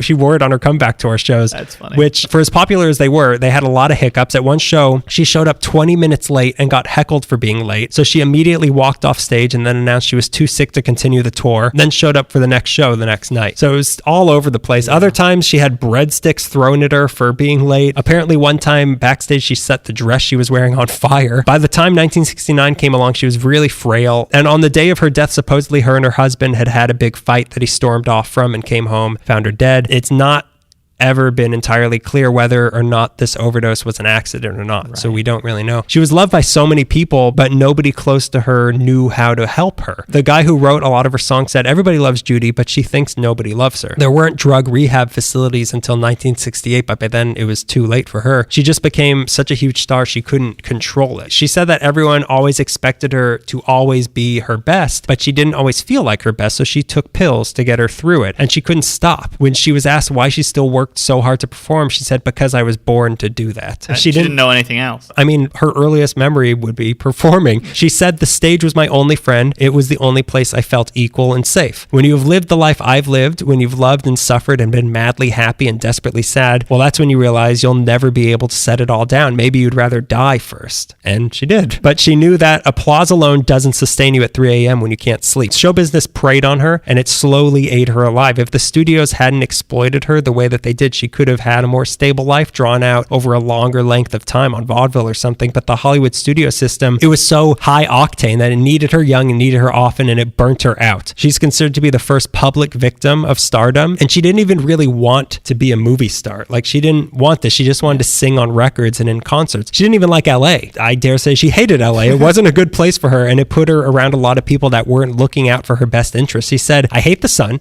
For 36 years, I looked out the window every morning, and there it was, always the same. I don't like swimming pools, but I stayed there, and I don't know why. Perhaps because I thought it was my home. But she hated when people said she was a tragic figure. She wasn't always unhappy. She laughed a lot. She had a good sense of humor. She was laughing. She loved a lot. Her life was simultaneously great and horrible, and she always felt that her life was going to get better someday. She said, there's something besides the man that got away, or Over the Rainbow, or the Trolley Song. There's a woman. There are 3 children. There's me. There's a lot of life going on here. She was a classic show person and maybe the last of the classic movie stars before things changed in 1969 and the new wave took over. She was a perfect embodiment of that golden age that ended in 1969, which her and this whole past of Hollywood, despite all their faults, are still looked back on fondly, and they still endure. And everyone makes a big deal about Marilyn Monroe, but how many people have really seen the 7-Year Itch? Yeah. Everybody's heard Somewhere Over the Rainbow. We all know that song, and for better or worse, that song became her life. Like, not only was she but that was her most known thing, but that song, the meaning of that song, it perfectly captures what she was struggling with her entire life. She even said, I tried my damnedest to believe in that rainbow that I tried to get over and I couldn't. I just couldn't. Oh my God. Sad. Wow. Sad stuff. It's tragic, but like showbiz. Like, that's the machine, and that's what the machine does to you. That's what the machine creates, which is great. And that's like the toxic sludge that comes out of a nuclear... It makes me think of Pete Townsend was talking about rock and roll, but it applies to this too. I'm paraphrasing him really badly, but he's like, there's I'm going to throw this TV out the window. There's this like really beautiful fire, and it's like keeping everyone warm. It's lighting everything up. And as you get closer to this beautiful fire, you see that what's keeping the fire going is bodies. Yeah. Yeah. That sounds like something Pete Townsend would say. It's weird because, you know, before really doing this, I knew Judy Garland was a star beyond The Wizard of Oz, but like The Wizard of Oz is, and that she had a lot of problems, but The Wizard of Oz is so massive. Like, that is, if she had only done that, she would still be a legend. Famous, but like, she did so much stuff. And like, not only did she do so much stuff, that was so early. That was so early in her career, and she carried on after that for so many years. She had another 30 years after that where she was mostly on top. Yeah, and how many times do you say, and then she came back, and then she came back, and her big comeback. Yeah, her particular talent endured throughout so many decades, and she was able to capture whatever people were into and bring it back. And even if like vaudeville wasn't a thing anymore, like, well, I'm doing it. Yeah. And now we all like it again. And as soon as I stop doing it, it's going to die. Yeah. Judy Garland. Wow. Okay. What a gal. It's a halfway point. Let's take a little breather. We're going to enter our listener question right now. Okay. We're going to do the listener question in the middle again. Let us know. We don't know where to put it. The beginning seems like too much at the beginning. The end might be too much at the end. If we're trying the middle to might conclude. Yeah. The middle might disrupt the flow. I don't know. Let us know where it works best. How about in the middle, right at the climax of a story? What's your favorite pair of socks? Yeah, that's sad that I had an answer when you asked. Okay. Here we go. This listener question, it comes sent an email I didn't send. I didn't do this. This is me. From my alias, Chris Myers sent this in an email. If you had the time travel option, would you want to see LA in its early days or 100 years from now? That's hard because I'm trying to think of early days and what that means. And I'm going to say like 1840s, 1880s. Because I at first when I saw that, I thought it said 100 years ago or 100 years from now. And I was thinking 100 years ago was 19 yeah, on the brink of the next boom. Well, what's funny is that I was thinking 100 years ago was 1819. Where am I? How long have I been asleep? The theme of being Rip Van Winkle has been going strong this month for you. So I'm getting a few gray hairs. Okay? So I took one really long nap. Yeah, you're right. 1919. I'm definitely not interested in 1919. I mean, it's interesting. Yeah. Given the choice, of course, I'll go back in time. Yeah. Well, if it was the really early days, like the Spanish days, like Zorro days, that I'm kind of interested in. But I think I'm more interested in seeing 100 years in the future. Of course. Why? I want to see if I can afford a house. Did I ever get that house? How deep into Blade Runner will we be? 100 years from now might be really sad, but I think I'd rather see it. I think there would be more to, obviously there'd be more to see in the future than in the early days where there was like 4 houses. That's kind of my dilemma because I'm like, do I want to go to the future where I'll get really sad because nothing has gotten better year by year, or do I want to go to the past where there's just nothing? Like 1919, there was a lot going on. Okay, we're after World War I. Right. It was it? When did World? I don't know when World War. I'm gonna look it up so I don't sound like an idiot. Too late. You know, you're kind of convincing me. The more I think about it, the future could be like, it might be Terminator in 100 years. I'm a little scared now, but I would like to see like, how are we going to get ourselves out of this one? Oh, we did it again. But I'm always interested in the future, so I'd like to see. Yeah, you want to see space stuff. Yeah, I want to see how many robot lovers each person is allotted. I would go to the past. The real, like the Zorro days of? Either one. I would go to the 1850s. It's not going to be great. I would not want to go to the 1850s because that's like, hey, you've got too many eyebrows. I'm going to shoot you. Like those are just kind of gross, scary days. I can take care of myself. Are you still looking up when World War I was? 1914 and 1918. Okay. I would want to see what people saw. Like everyone always describes it as a paradise. Like the West was a paradise. The Pacific was a paradise. Los Angeles, Southern California, a paradise. And I want to see what that looked like. So you want to see it for the nature? Yeah. Okay. And if somebody approaches me, I'm automatically kill them. Shoot 'em. I mean, it's just jail rules. If you kill someone on your first day in old Los Angeles, you're top dog. You own everything. You're mayor. Yeah, you're mayor. Which used to be called top dog. So yeah, you're going low, I'm going high. But that sums us up. So so we're back to the year 1969. That's where we are. I'm assuming you're going to take it back a little bit and then go forward a little bit. But that is the focal point. Judy Garland's gone. Who's going to be top dog now? I'm going to slingshot you. I'm going to send us all the way back to 1926. That's just after World War I. My segment is called Creature with 1,000 Features, meaning movies. My sources were Roger Corman, Best of the Cheap Acts by Mark Thomas McGee, and Crab Monsters, Teenage Cavemen, and Candy Striped Nurses, Roger Corman, King of the B Movie by Chris Nashawati. Also the documentary Corman's World, which is perfect and it's so funny. It's important to start by clearing up that Roger Corman did not invent independent filmmaking, nor did he create B-movie pride. He was just the best at it. So little Roger Corman was born in Motor City, Detroit, Michigan, 1926. It's 4 years after Judy Garland. He's pretty She was already on stage singing that then. She already had a catalog of songs. Jingle bells. Jingle bells again.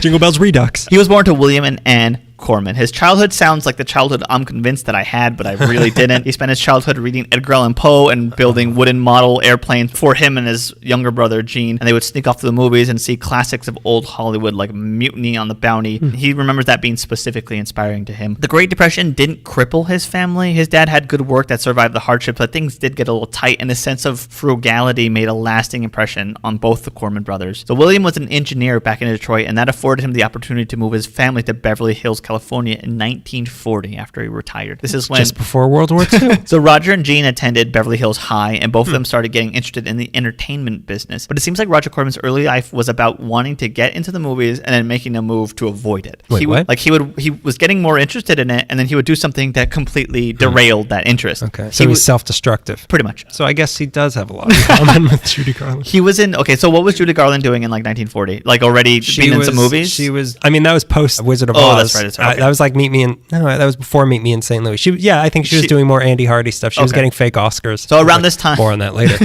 He was in school plays and seemed to really like being part of a production, but then after high school, he decided to follow in his dad's footsteps and study engineering at Stanford. I see what you mean now. Yeah. While at Stanford, Roger, again, joined the Navy as a I member went to study drama at Stanford. He joined the Navy as a member of the officers training program, and he hated it. He hated authority figures. He didn't like people commanding him around. He would do almost anything to get out of it. Authority figures like Louis B. Mayer and the studio heads. Pretty much. Interesting. As for Stanford, it seemed like that didn't really matter much to him either. Like he said, even as they were handing him the diploma, he knew that it felt wrong. He felt nothing for it. Corman was writing here and there and sold some articles, and that felt good to him. That felt right to him. His parents supported his decision to stray from engineering and go to show business. They were totally fine with it. This was in 1947, and Roger Corman was going to get into the legitimate Hollywood system. So now he wanted in with the authorities. Exactly. But there's nothing else. Exactly. Yeah, exactly. You wanted into the business, you had to be swallowed by the machine. That's the only way. It's 1947. It's Men in Black. You got to be swallowed by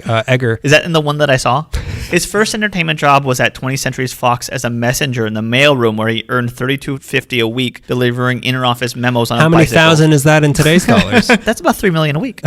He was delivering memos like Eddie Mannix to like Louis Bamer, like she ate another. That was ate a Fox. Danish. She wasn't at Fox though. Yeah. Okay. Fine. Well, They had their own Eddie Mannix. They had their own problem child. Shirley Temple. Yeah. The enfant terrible. Soon after he worked as a messenger, he got a job, your dream job, as being a story analyst and a reader, making $65 a week, which is double what he was making before. So it's only half as miserable. His job was basically summing up novels and spec scripts, a majority of them trash, and then he'd give them notes, and he would put aside any ones that can go into production. One of the first burns that Roger Corman suffered from the industry was when he took a liking to a story called The Big Gun, which was a Western. He found the story and he gave notes to make it better. Well, that movie went on to become The Gunslinger with Gregory Peck, and his notes for the story were used in the finished film, but Corman received no credit for them, as is the machine. And his boss got a big bonus for The Gunslinger. The film was even nominated. Way to give notes.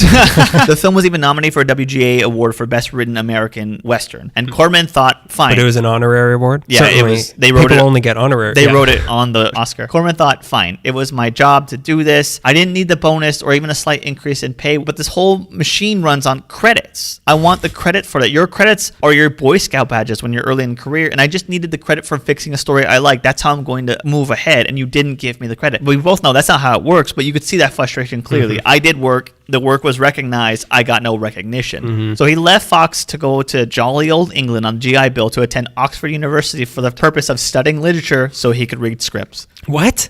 Well, he also wanted to write too, but like when I read it, I'm like, did you go to Oxford to read scripts? And here's my thesis on the works of Shakespeare. Now let me read The Beast of 100 Boobs. Well, that goes well, I guess, because when he returns to sunny old Angel City, he gets a job at KLAC, and then after that landed a job as a literary agent at the Dick Irving Highland Agency. It's now 1954, and Corman is using his position at the Dick Irving Highland as an opportunity to push his own scripts to a company called Allied Artists, which had a small brick office building at the east end of Sunset near Hoover. So that's how you do it. Infiltrate from the inside, like Yeah. Men in Black. Like the Nazis. I'm not going to let you kill that reference. It was... Much like Will Smith in Men in Black when he killed Hitler. I think I'm remembering that movie wrong. So it was a violation of the rules of the agency he worked for, trying to sell his own scripts, a fireable offense, but he didn't care because that was the end goal was, I don't care about this job. Let's go I to want the another next- job. No, I'll just do this in another place. The first screenplay he wrote that he was peddling was The House in the Sea, which was inspired by a trip he took to the Salton Sea. It was about a Korean war vet who was wrongly accused of killing a woman, so like any B-grade noir film. Around the same time, Roger's brother Gene manages to become an agent after reading in someone's memoirs that they made a lot of connections while playing tennis, specifically at the Beverly Hills Tennis Club. And Gene thought, well, I like tennis and I like connections. What So a sweet view of the world I these know. people. And it worked. This is such old Hollywood stories. Like I was eating milkshakes at Schwab's Pharmacy, and this guy said, "You want a 5-picture deal?" You just Jack have to- Pierce came in and said, I'm looking for a new Frankenstein. His connections would be needed soon because Roger was parlaying his own connections to push his screenplay. Like I said, he took his screenplay to Allied Artists and managed to sell it for $4,500, and he would get multiple credits for this. He got co-writer, an associate producer. Why did I say like a long list? He got co-writer and associate producer and credits. that's it. And a guy who finished his sentence as well. Allied Artists took the script and pretty much butchered it. They rewrote large portions of it and ended with changing the name from House in the Sea to Highway Dragnet to cash in on the hit show Dragnet, which is just like a thing that happens now. Like maybe they'll confuse it and watch this by accident. This was another offense to Corman, but it happens. But yeah, he still is getting offended. Like, I worked on this thing and you don't like it? Why? But he walked away this time at least with money and credits and the confidence to try producing a movie on his own with the help from his brother. The two started Palo Alto Productions, which is funny that the guy who creates such memorable titles for movies couldn't come up with a better name for a production company, but that's fine. They had an office at 9170 Sunset Boulevard on the Strip, right above the historic Cock and Bull Pub, which is the birthplace of the Moscow Mule. Oh, yeah. That year was 1954, and still frustrated from his 2 minor upsets with the film industry, Roger Corman began the first of what would be many of his types of movies with Monster from the Ocean Floor. Roger wrote it. He was out raising money to make it while Gene arranged the distribution with a man named Roger Lippert, who had once owned 60 movie theaters in California and Oregon, but now was making low-budget films for 20th Century Fox. Corman got the idea for the story from an article about a one-man submarine which had been manufactured by Aerojet. It's preposterous. So Monster from the Ocean Floor was about a one-eyed sea creature, and it looks like an octopus with a bulby head and one big glowing eye. It's super of that era. It sounds like Men in Black. Corman? Roger Corman's Men in Black. I'd watch that. Corman didn't write or direct this movie. He was producing it. It was written by Bill Donch and directed by Wyatt or Dung. Corman and his crew raised about $12,000 for it and also managed to get the actual one-man submarine from Aerojet for the movie in exchange for free publicity for the machine. I feel like they didn't quite understand what movie it was being used for. It's funny that this thing can kill a monster. The one-man submarine, they got a screen credit too. Submarine built by Aerojet General. Submarine played by Underwater Boat. The movie was shot in 6 days with some scenes shot at the Leo Carrillo State Beach along PCH. Hey, it's pretty cool. That's where I got engaged. Was it? Yeah. Are you the monster from the ocean floor? You're that guy. I put a ring on that tentacle thing. Her name's Melissa. It was made for $12,000 and sold to Roger Lippert for $110,000. But when he found out that it was made for far less than Gene Corman had led him to believe, he shaved $10,000 off the deal. Still a pretty good deal, though. It was profitable, but they could have had $10,000 more. But like $20 million back then. Yeah, exactly. This could have... That's like 4 hours of work for Judy Garland. Even if she doesn't perform, she shows up, she makes that. She makes more money when she doesn't show up. But Roger was still not satisfied. He saw how fast you could shoot it and how cheap you could do it for, and he was understanding that you could still make a bunch of movies in a year and rake in all the profits, then make the movies that you were dying to make. Make profitable trash for cheap so that you can make a good movie. Yeah, eventually. Eventually. So that same year, 1954, Roger Corman produced another B-grade crime pick called The Fast and the Furious, which is only similar in title to the original one. They bought the rights. Yeah. A young Paul Walker. When they bought the rights to The Fast and Furious in the 2000s, they only bought the title. Wait a minute, is that true? Yeah. Really? Yeah. They bought the rights to the movie, but they only bought the rights to the title. This Fast and Furious involves a trucker framed for murder who breaks out of jail, takes a young woman hostage, and enters her sports car in a cross-border road race, hoping to get to Mexico before the police catch him. That's not Fast and the Furious? No, that's not the Fast and the Furious that we've come to know and love. Yeah, know and love. I've come to know and only know, really. I've never watched it. So both Columbia and Republic Pictures offered to buy the movie off of Palo Alto, but Corman wanted to make the kind of money on the deal that would result in him being able to make several movies throughout the year, all done at both a fast pace and a furious pace. And a Tokyo Drift pace. Now, through the director of Monster from the Ocean Floor, Wyatt or Dung, Roger came in contact with a guy named Jim Nicholson, who was a sales manager at something called Real Art. I don't know what they did, who was hoping to start his own distribution company. Nicholson heard that Corman was selling the Fast and Furious and wanted to buy it and use it to help close a deal with exhibitors across the country. Nicholson's plan was to sell the Fast and Furious on the condition that I never knew that we would be so blatantly using the name Fast and Furious on this podcast. Well, we're never going to talk about Vin Diesel's career. How he's a perfect metaphor for the new Hollywood transition. Nicholson's plan was to sell the Fast and Furious on the condition that the exhibitors advanced the money for 3 additional movies. Okay. We're still not talking about the modern day Fast and the Furious. It's 1954. Why would we talk about... But there's making all these sequels. Oh my God. What was the names of the other ones? Is it Too Fast, Too Furious, Greg? Oh, no. Tokyo Drift, 6 Fast, 6 Furious. Hobbs and Shaw. Hobbs and Shaw, whatever.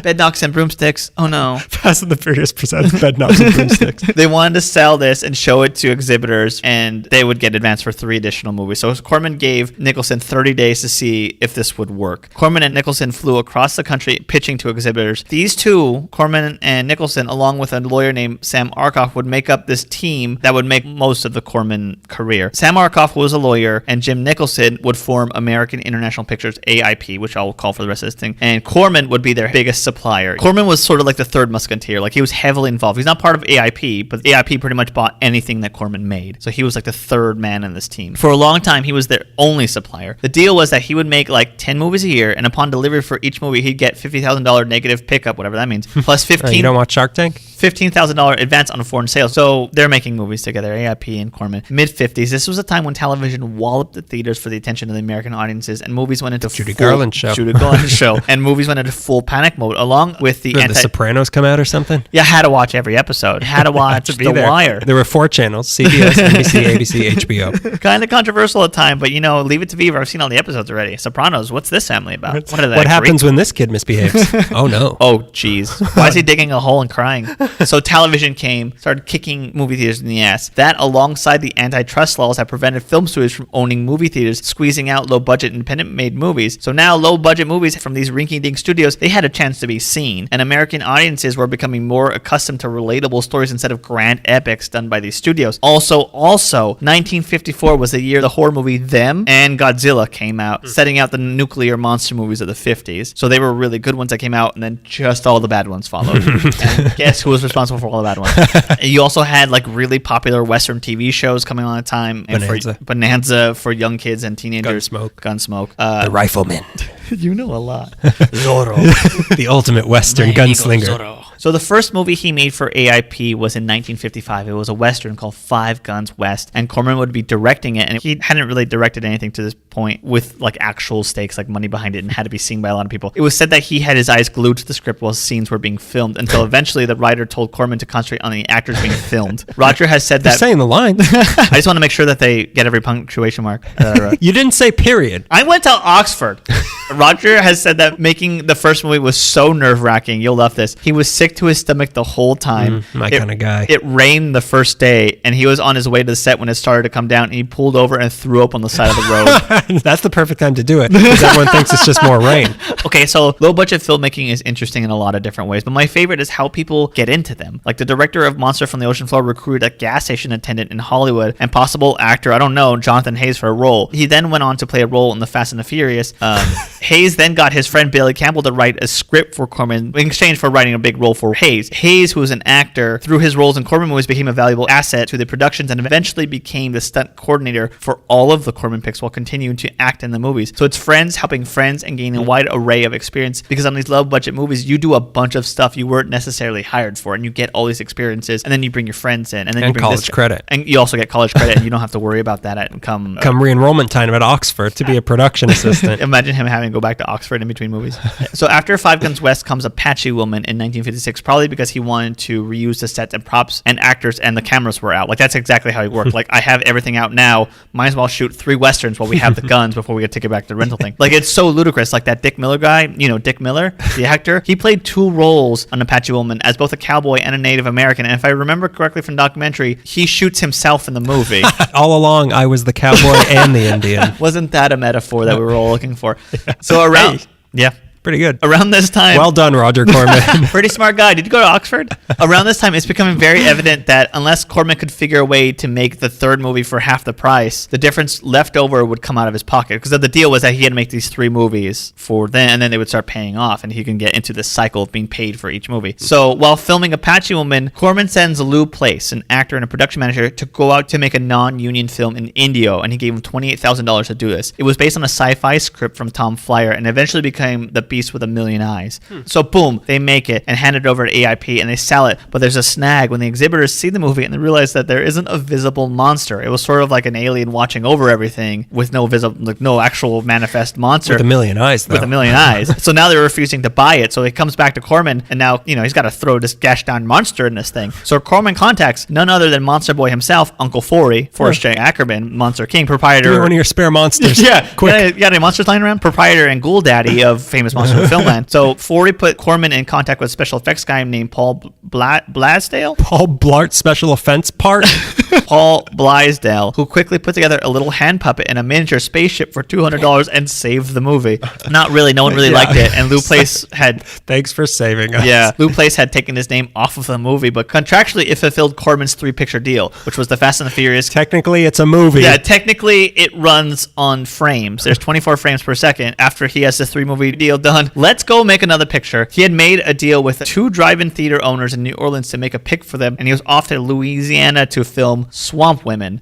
He set it up real nice down there for his cast and crews. They stayed at an abandoned hotel with running water and little house. One actress's bed collapsed in the middle of the night. Did they have strings hanging from the ceiling that swayed around with no one around to touch it? Oh. Oh, they do. After Swamp Women came the day that the world ended in 1956. It was with this movie that... I remember that date. I remember the day the world ended. Was that April 6th? It was with this movie that AIP and Corman were going to see if they can get a percentage off the box office sales from exhibitors, because so far their movies were always the B-side to a double feature, hence B movie, not the letter, not the insect.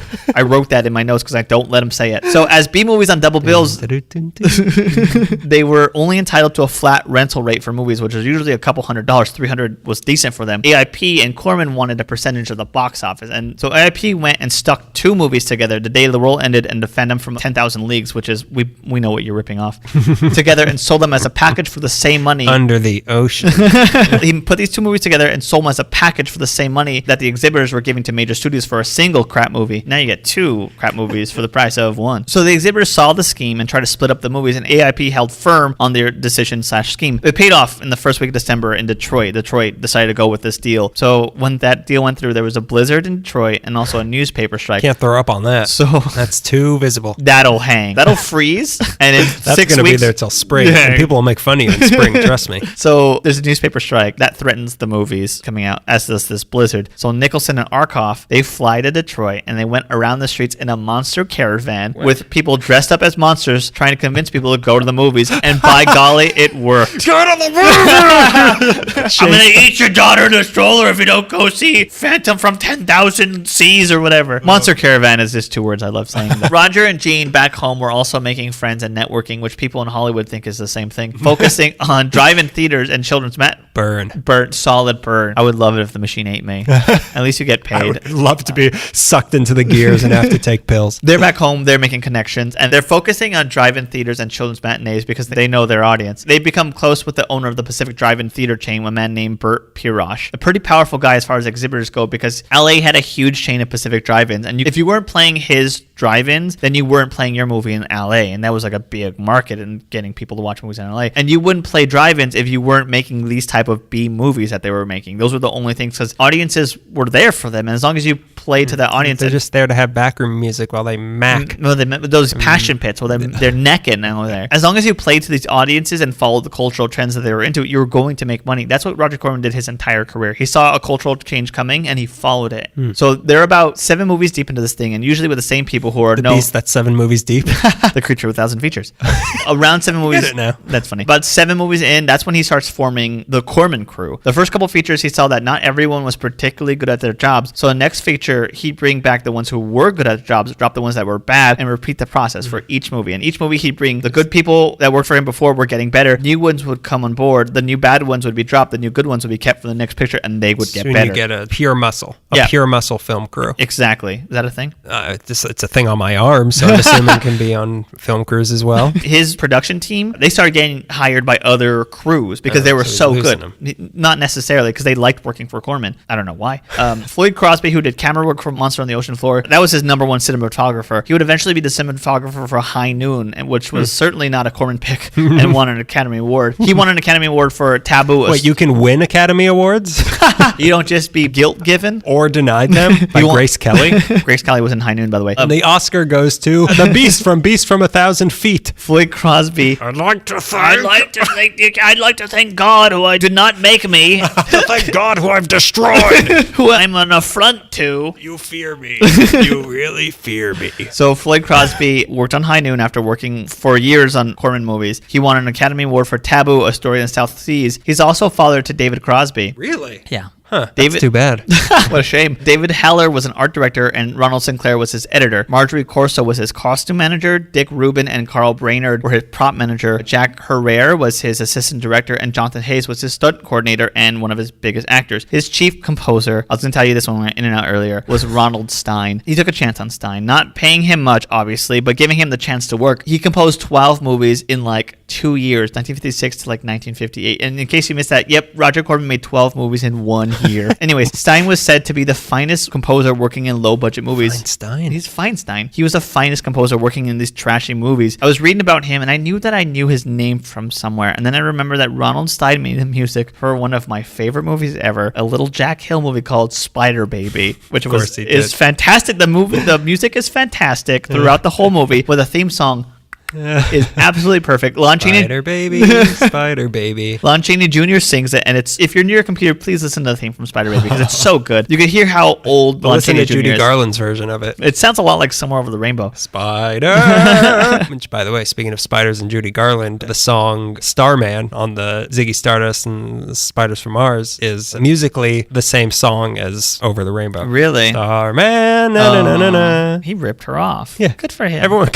Good for him. So Ronstein got his start with Roger Corman. Charles Bronson got an early leading role in Machine Gun Kelly. Robert Towne, who wrote the screenplay to Chinatown, got his start writing The Last Woman on Earth for Corman. All he got from Corman was the title, and Towne had to go from there. This is the first of like maybe 2 or 3 where I just list all of the people who worked for Corman through the years. Monty Hellman, who later directed Two-Lane Blacktop and Cockfighter, both starring the incredible Warren Oates, got to start directing The Beast from the Haunted Cave when he had very little experience. Even at this early stage of Corman's career, he was helping to create superb movies in the future, and nobody knew it yet. I mean, even at this point, he's kind of training the people who made a mini revolution inside the studio system. With like Two-Lane Blacktop. Blacktop and everything. Blap. Yeah, I've already said it already. He's like training the people who would make great movies in the 70s. And like the leading force obviously is Easy Rider, but there's a bunch of movies around Easy Rider that like followed through the 70s that would just follow the same things, and they really hammered home this new style of making They movies. are the children of Corman, or as it's which called. is another horror movie of his, The Man with 1,000 Proteges. A sentiment shared amongst many people with Roger Corman was, yes, he didn't pay very well, but he gave you an opportunity that no one else was willing to give you, and you gained the experience and the credits you needed to go find work that would pay you well. Corman knew full well how important these two things were to any person on the low end of the entertainment business. Getting experience and credit were two very important things. Yes, I was that gaffer on The Creature with Knife Hands that ate babies, and I'd like a job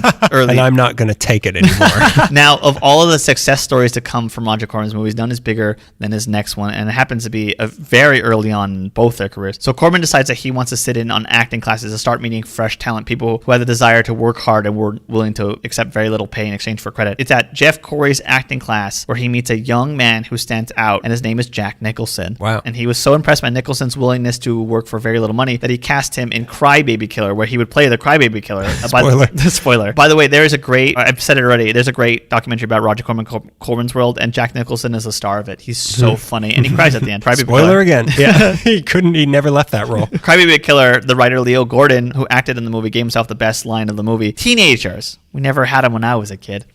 The AIP guys, Arkoff and Nicholson and Corman, they really did stumble onto something unseen in the film industry before. They were successful playing to the cheap seats of the drive-in and the bad theaters that showed double features. Their B movies were in demand, and AIP became the biggest of the independent distributors in Hollywood, and Corman was their main guy. It's so the opposite of what Judy Garland was doing. It to really think is. of Crybaby Killer and then look at Broadway Melody. Exactly. As you were talking, I was thinking, happening underneath all of this, a bunch Literally of guys. the B-side. Yeah, the B-side of this. A bunch of guys were in the desert with like 20 grand and like a monster outfit. We're like, I know it's bad, just keep doing it. Maybe it'll be something one day. Who knows? Just keep doing it. But Judy Garland's going to be at the Orpheum.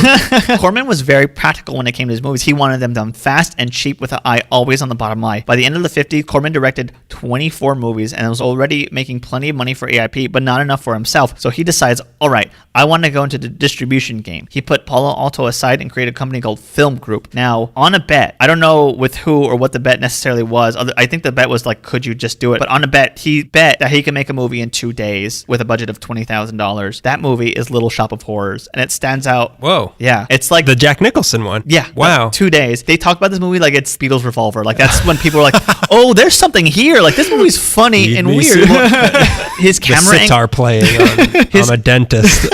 his camera angles were getting more ambitious. His scripts were getting funnier. It's a funny movie. Yeah. It came out because his friend had the set already built for something else, and it was just sitting there. And Corman thought, I can knock out a movie real quick. And that was pretty much the bet. And the guy's like, I bet you can't do it. He's like, I have 2 days before the set comes down. I'm going to do this. Around this time, he creates one of my favorite movies from his catalog. Maybe of all the movies that I've watched, one of my favorite movies, Bucket of Blood. Have you seen Bucket of Blood? No, but I know you love that movie. I love Bucket of Blood. Written by Charles Griffith and directed by Corman. It's a story of a town. Do you know the story? No. So there's a waiter at a beatnik bar, and he has no talent, and he's really awkward, and he wants to be a beatnik artist, and he winds up first murdering a cat by accident because the cat is in the wall, and he's trying to find out where it's at with a knife because he's not smart, and he kills the cat, and then he covers it in clay and puts it in this gallery, and people are like, this is great. First rule of screenwriting, kill the cat. Kill the cat. All the hipster artists are like, this is jazz, baby.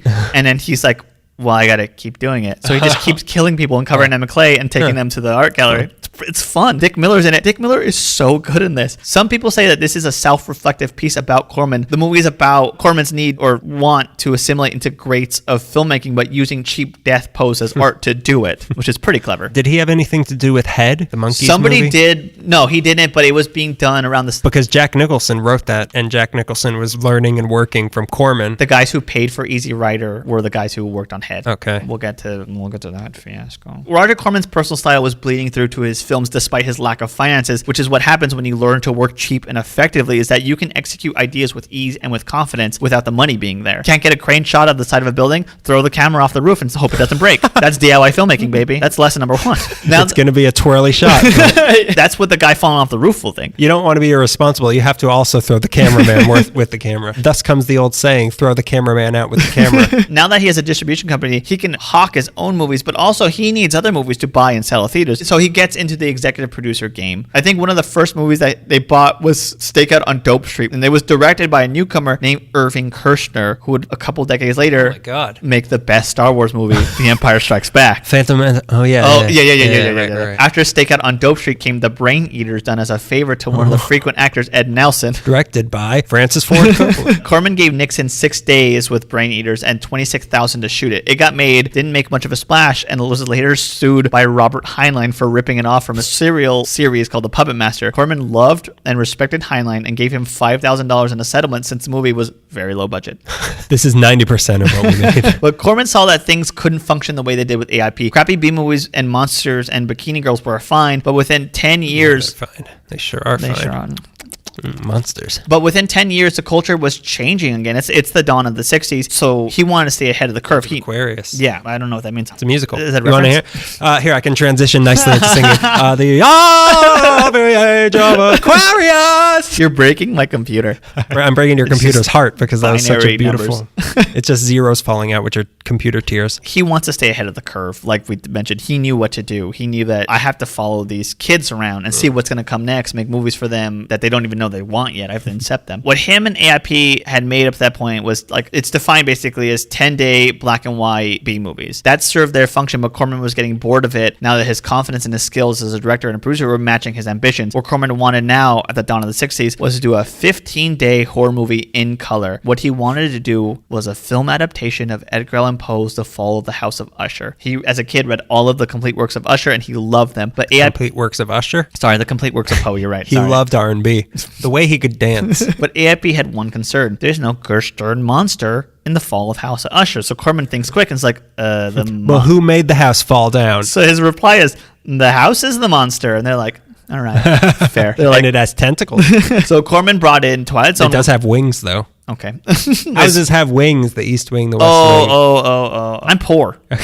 I have a cellar. Well, where did you sup, if not in the north wing? Corman brought in for Fall House Usher, Twilight Zone writer, and all-around horror legend. Do you want to pick which one? Richard Matheson. Richard Matheson to write Fall House Usher, and to star it was none other than Vincent Price, who is perfect in every way. Fall of House of Usher, huge success for AIP. Apparently ran on a double bill with Psycho that summer. That's how pretty big it was. That's a fun double feature. Yeah, I would love that. Of course, AIP wanted more of these Corman Poe picks. It seemed like throughout the 60s, 1 or 2 would be being every year. After House of Usher, there was Pit and the Pendulum, Premature. Yeah, so he was behind all of these Vincent Price Poe movies. They're all Corman movies. He didn't direct all of them. He directed a large portion of them, but yeah, he's behind all of them. Premature Burial, which was adapted by another Twilight Zone writer and a person who lived the Twilight Zone, Charles Beaumont. Tales of Terror, The Raven with Peter Lorre playing the Raven. It's really funny. I'm the Raven. The Haunted Palace, the beautiful Mask of the Red Death. Have you seen that? I haven't. It's very good. Okay, it's good. It's beautiful. It's Roger Corman good. It's Roger Corman good. And Tomb of Lygia. There were 8. I've seen that. Is that good? I've never seen that one. I don't remember, but I know. No, it's not that good. Corman I good. remember now. It's not that good. It's Corman good. It's Corman bad. So there were 8. Corman bad. There were 8 Corman Poe picks in total, and they always seem to have a huge audience. But let's go back. Okay, so that's throughout the 60s he's making these. Let's go back to 1960 after he makes, I think, like Pit and the Pendulum, the second one. It's a success, and he dared himself to do something artistic that he cared about. Finally, the moment that's all been building. He wants to do something. I'm not quite sure whether he was at a point in his career where he thought, or it was actual where people would watch something solely based on his name being attached to it. If he could sell his name. Roger Corman presents. Exactly. If like, oh, I want to see it because Roger Corman's name. I don't know if he's there yet, but I think he thought he was. So for his next move after Usher was an even bigger dare, and he was gambling a lot of his self-confidence on the success of this thing. So Roger Corman set out to direct his passion project, a movie that he would... A Star is Born. A Star is Born. Have you heard of it? A movie that he would hope mark him as an artist with integrity. The movie was adapted from a Charles Beaumont novel titled The Intruder. The Intruder tells the story of a white supremacist and segregationist who goes to a small southern town that is on the brink of integrating and starts causing trouble and almost leads to a lynching until the townspeople come to their senses. It's no monsters, not exploitation at all. Sounds like a monster. Worse than a monster. It's something Man like is the worst monster of all. So if we learn anything from anything Richard Matheson wrote, we're pretty bad. It's an anti-racist movie, but told from the perspective of a racist. It's a very daring movie of its time. The novel was controversial, especially, like I said, 1960s, but no doubt the movie would be too. But this was not an not an exploitation movie. Roger Corman fervently believed in integration, and even though he was a Republican, he's one of those human Republicans where he believes in civil rights, and he wanted to show how charming an evil person could be. The charmer in question would be played by young William Shatner, another Twilight Zone alumni who had not yet done Star Trek. They raised some money with AIP and Pathé Studios, but neither covered the entire cost, so Gene and Roger had to pay out of pocket to help level off the film's budget. For The Intruder, no sets were built, so what did they do? go to the South. They went to South Carolina, Charleston, South Carolina, to film a movie about integration and racism in the early 60s. And the town was a little hesitant off the bat to help white filmmakers from the North, but there was this pastor came and he helped them settle in until the townspeople ordered a copy of Beaumont's novel that the movie was based on. And when they found out what it was going to be about, they kindly asked the film crew to go away. After that, they filmed in a couple different locations in Missouri with local cops and apparently the welcoming. Come on. And apparently the FBI keeping a close eye on the production. I don't know if that's true or not. Apparently there were scenes of the movie filmed in a fever pitch while Gene distracted two cops with whatever AIP did for craft services. What? Yeah. Like, here's a bunch of Snickers bars. Yeah. Don't look over there. Have you ever seen a table full of pineapples? Like, not up close. And Roger's just like, go say all this bad stuff real quick. Put on the hood. Put on the hood. So the movie was made on the run, basically. But getting it made was only half the problem because, okay, they get it made. It's tough, but they get it made. Now they have to find a theater to show it in. Again, 1960 America. At a preview showing of the movie where it's a test audience, the audience was mostly white and the reviews were not great. A lot of the audience members were ripping up reviews and saying things like trash Hollywood communists. Those people are the parents or grandparents to awful people in 2019 who don't want social issues mixed in with entertainment, so they're not good people. But Bert Pierosh, who owned the Pacific Drive-Ins, he said, I will not be playing this movie in the drive-in. I don't know. Death Kiss. Death Kiss, yeah. The MPA... Which is his next movie. I got an idea. I imagine he would like someone to say something like Death Kiss, and he'd just turn to somebody and he's like, Write that. Right. You got 2 days, write that. We're shooting at dinner. So the MPAA also would not give their seal of approval for the movie because they used the N-word in the movie. This shortly after the MPAA... That's strangely progressive of them. It is, but this is a movie where it's used to showcase how bad it is. Like there was, I think... So if it was used for fun... Exactly. Then that's a like, bad oh, example. Show it. Yeah. Show it. Come on. That's what Corman said. Like there was 5 other examples in the 40s and 50s where that word was used and you made those movies. And now I'm trying to show how racism is bad. And that word is said by a racist in a movie and you're saying no to that. Yeah, it's progressive. Yeah, that word doesn't need to be said, but I'm trying to convey a character. The MPAA President Eric Johnson declared that it was time to exercise, he said this in a quote, it was time to exercise more courage and more conviction in motion pictures. This really pissed off Corman because he had made dozens, almost 60 trashy exploitation movies, all of them for profit. After a certain point, he got all the credits he needed. He was making movies to make money. He knew this. Now he wanted to make this passion project that dealt with, this came from a point of courage and conviction, and they were not helping him, and it really burned him. No one seemed to be helping him. Roger was informed that it wouldn't be showing at Cannes, which really sucks, but the ultimate blow to both Corman and The Intruder was that Pathé Studios dropped out of their distribution deal with Corman. They helped fund it with the promise that Corman would deliver another Poe picture, and that's what Premature Burial was. That was going to be for Pathé, but AIP got wind of it and they muscled Pathé out of that deal because they wanted sole property of these Corman Poe pictures. So Pathé backs out of the deal. They pretty much gift Premature Burial to AIP, and that leaves The Intruder in limbo. AIP does not want that. Nobody wants that.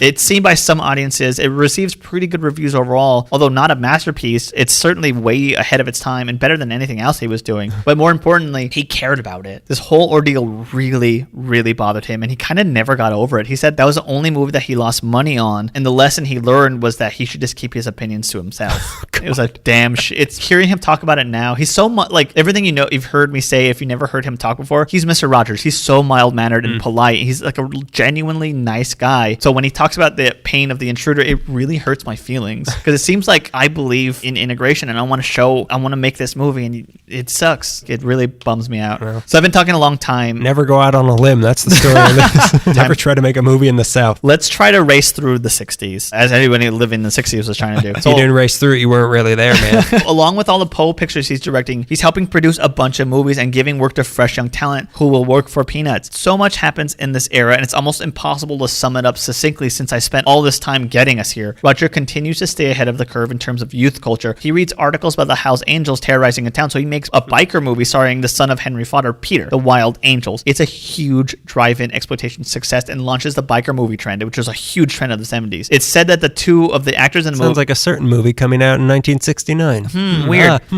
Starring the same person. Weird. This is another rumor. I don't know if it's true, but I read it and I thought you'd like to know. It's said that the two of the actors in the movie, Bruce Dern and Diane Ladd, had sex and conceived a child during the production of this movie. That child is Laura Dern. Rumor. I mean, that's her parents. That's not the rumor. Yeah. Whether she was conceived during the Wild Angels. I think they might be dating.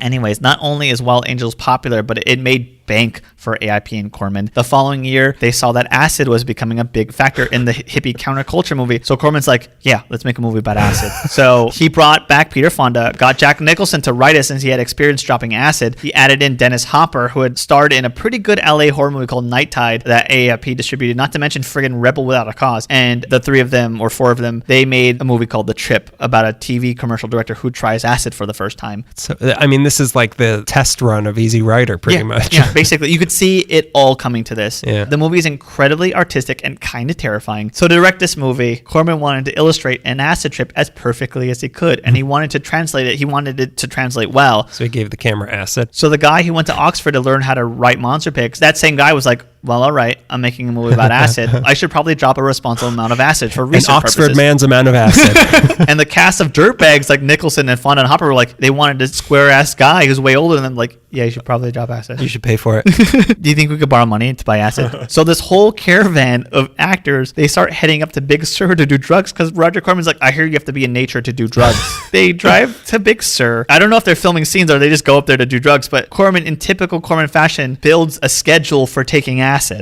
So there's a list of when someone is going to drop acid. This is my kind of guy. And what sober person would be watching them, making sure they're okay. You got to make sure. You need a Sherpa. Very responsible guy. So Roger Corman took acid for research. With Jack Nicholson. I think Nicholson was there. For sure, Dennis Hopper and Fonda were there. And I think Bruce Dern was also there. And I think Laura Dern was also there. She was probably swimming around somewhere. Apparently, Roger Corman, his high lasted for 6 hours, and it said that someone said, I forget who, that his face was never more than a foot off the ground. He was looking into the earth. He saw active villages in the earth, like in the dirt. He said later, it was a wonderful trip, but it was a little too overwhelming, and he understood at the end of his own trip that he could not be reproduced in a film. It did not translate. But they made the movie anyways, and it was another huge success. More importantly, in terms of film culture, these experiences Peter Fonda was getting from working with Corman were planting the seeds for the idea of a movie. We already know what I'm talking about, but before I get to that, let's wrap a lot of this up. Let's talk about what's known as the Roger Corman School of Filmmaking. So we already know about his original crew and all the people he helped in production. Let's talk about this new crew who's coming in. 1963, Corman produced a movie named Dementia 13, which I've never been able to sit through. Not very good, but it had two guys directing it. It's Corman good. It's got two directors doing it. Francis Ford Coppola, wow. And the guy working second unit was Jack Hill. Coppola went on to... Who's Jack Hill? We'll get to it. Coppola, obviously, The Godfather, Apocalypse Now, legendary. Got his star working for Corman. Jack Hill had directed Bloodbath and Wasp Woman, which are two movies, not one, and pretty much made spectacular B-movies for the rest of his career. He launched the Women in Cages movie, which Corman produced. Movies with, you're going to watch one with Pam Grier. He was big in blaxploitation movies. He did Coffee and Foxy Brown with Pam Grier. And then boom, Spider Baby, boom, Switchblade Sisters. Very good movie called Pit Stop. If you ever got a chance to see Pit Stop, watch Pit Stop. It's really good. This is Hill? Yeah, Jack Hill. Jack Hill never got the recognition he deserved until his biggest... I don't know. He never got the recognition he deserved until his biggest fanboy started screaming his name from the top of a pile of cocaine. That fanboy being Quentin Tarantino, director of Once Upon a Time in Hollywood, and literally everything else. Oh, darn it, we did it! Son of a cracker, we did it! In the early 70s, he gave Martin Scorsese the opportunity to direct Boxcar Bertha a full year before he directed Mean Streets, which is seen as his big breakout movie. Scorsese, of course, made a million great movies. Literally a million, all great movies. All great movies, not Every a single bad one of them. But Hugo. Scorsese also, the end is pretty good. Scorsese also helped define the style and themes of the 70s filmmaking with Taxi Driver. And of course, speaking of, Robert De Niro was in Bloody Mama, which was his second screen role ever. Ron Howard was famous since he was whistling age, but he wanted to break out of acting. He was like during the week filming Happy Days, and on weekends he started acting and directing in Corman movies. Corman gave him that big chance and put him through the rigorous Corman school, which meant here's a couple of bucks, go make a movie, you have 6 days or whatever. Ron Howard's first movie as a director was Grand Theft Auto, which was produced by Roger Corman. Ron Howard does another movie, I forgot what it's called, but it's like a bunch of cars. He's like, oh, Ron Howard, why don't you come pitch some stuff to me? So he pitches a bunch of stuff and sci-fi stories and like dramas, and Corman's like, ooh, that sounds really good, and I love that you're an actor telling me this stuff. But when you made your other movie, someone pitched a title called Grand Theft Auto. Can you come back in 2 days with a script for Grand Theft Auto? He's like, all right. Basically, like working for Corman, it was said that he teaches you how to manage your time and how to manage your resources. He's with you for the first day, and if you're good, you don't see him again for the rest of production. If you're bad, you see him every day. There's a really funny anecdote. He doesn't like being with you. He preferred not to. Ron Howard and Joe Dante both share this thing that Corman says, where Ron Howard has an anecdote where he's filming at the Saugus Speedway, which is in Saugus. Yeah, that's right. So he's filming this giant car scene with like Blues Brothers style car crashes, and he's only got 45 extras, and he got to fill the stadium up. And he's like, well, if I had like 100 people or even 70 people, I could make this work. So he goes to Roger, and he's like, I need more extras. And Roger says, you're not going to get any. Here's my advice. If you're really good at this, you never have to work with me again. Ron Howard's like, okay, and just made it work. Just shot at different angles. What does he mean by that? If you're really good at making this movie, then you don't have to ever work with me. You can move then forward. You're beyond. You've graduated. You've graduated. You never have to work with me again. Okay. If you have to work with me again, you've been held back from the Corman School. We should bring up the Ron Howard connection you told me about earlier. If you are wondering how they got Liza Minnelli to be in Arrested Development, which is produced by Ron Howard, it's because Liza Minnelli was his babysitter. There's the connection between our stories. Yeah, that's our bridge. Ron Howard, as always. The connection between two stories. Communities. Yeah, you're always 2 degrees away from Ron Howard. By the time Corman's career hits like this era, the kind of late 60s, he's already got fanboys. And one of these fanboys is, of course, human gremlin Joe Dante. Do you know who Joe Dante is? Yeah, I know who Joe Dante is. Okay, great. Yeah, I know who Joe Dante is. I saw the Twilight Zone movie. That's the other great one he did. Yeah, he does the best segment in that movie. Nightmare on... No. Joe Dante did the... he does Nightmare on the Wings. Whatever distance in the air. No, Joe Dante, he did the one where the boy... Oh, you're right. Who did the one... Oh, are you sure? I'm pretty sure, because that one has this like Joe Dante creature. Oh, you're right. It has like a Looney Tunes type character. Yeah, exactly. Who does the one in the air? And they're watching Looney Tunes. John Lithgow. I don't know. Did Steven Spielberg do that one? Okay. No. He did Kick the Can. Steven Spielberg did because it's Kick corny. the Can. Whatever. Joe Dante was a Roger Corman. Acknowledge he's not the one that killed the guy. We all know who that was, and that's another Corman fanboy that I don't bring up. Joe Dante, big Corman fanboy. He made good on paying Corman back in the late 70s with the cult hit Piranha. It cost $770,000 to make Piranha. It returned $10 million. Wow. Dante, if you don't know, went on to make The Howling, which is great, The Burbs, which is great, Gremlins, which is great, whatever segment in the Twilight Zone movie, which is... I think we know which one it was. Second best of that movie. He gave a chance to a young film critic to write and direct a movie as long as he used footage from Corman's other movie, The Terror, which is horrible. It's terrible. The only reason they made The Terror was because they had built a castle set and he had all the actors around, which is what Corman did. He was just like, you're still wearing this costume, we have this castle for 2 days, we're just going to film stuff and make it make sense later. So this film critic, it was a guy named Peter Bogdanovich. Whoa. He used the scenes of that movie inside of a movie, and that's Targets. Wow. Yeah. Corman he's like, if you do this, if you find a way to make these scenes work, you can make Targets. So the Boris Karloff movie in Targets was from that. Yeah. So he had to go back and be like, Boris, you owe us 2 days. Boris Karloff. Boris, you owe me. That's why he's not in a lot of the movie. The movie is a lot of that Matt Damon looking guy. But like Bogdanovich made it work. Like he put himself in the movie. And Targets is a great movie. Mm-hmm. And a movie of that kind of new wave. Exactly. As well. Yeah. Peter Bogdanovich, one of the people of that He new would wave. go on to make Paper Moon and The Last Picture Show. He gave chances that James Cameron, Jonathan Demme, John Salas. Wait, Peter Bogdanovich or Corman? Corman. I forgot what he used James Cameron for. It was like a little thing in the 80s. Terminator. Jonathan Demme went on to do Silence of the Lambs, and he gave Roger Corman a small part in the movie, which I'm always really excited to see Roger Corman in. The most culturally significant thing to come out of the Corman School, of course, is 1969's Easy Rider. Easy Rider was written by Peter Fonda and Dennis Hopper and Terry Southern and directed by Hopper, produced by Fonda, starring Hopper and Fonda, along with a superb appearance by Jack Nicholson. He's so good in that movie. He is. He's probably the best part of that movie. Yeah, he really is. Yeah, all Corman students. Easy Rider is the story of two bikers traveling across the country and encountering different American scenes in various states of decay. It's a landmark movie for several reasons. It presents the counterculture in a non-exploitive way. It featured music from the counterculture. There were no clear drugs. There's drugs. There's no clear heroes of the movie. I mean, there are protagonists. There's certainly a villain. Yeah, yeah. There weren't any redemptive superheroes like in old Hollywood that required you to do that. The plot is loose. A lot of the lines were ad-libbed. It's guys just kind of traveling around taking drugs. The protagonists lose in the end, and most importantly, it was not a studio picture. It was a low-budget movie. This is the makeup for New Hollywood. Corman had been making low-budget movies for 2 decades, but nothing like this. Easy Rider, along with Bonnie and Clyde and The Graduate, which all came out of the same year, it set off New Hollywood. If you ever watched a movie from the 70s, thought, hey, how come I'm sad and I feel dirty? It was because New Hollywood set it up that way. Well, what happened was in 1968, Hayes production. Dirty. They're very dirty. Yeah. Whenever I see Texas Chainsaw Massacre, I feel like that's filthy. That's a dirty movie. But like overall, like even Bad News Bears, I kind of feel like yeah, that's also a dirty movie. I mean, they're all dirty. What's a clean 70s movie? Something with Doris Day?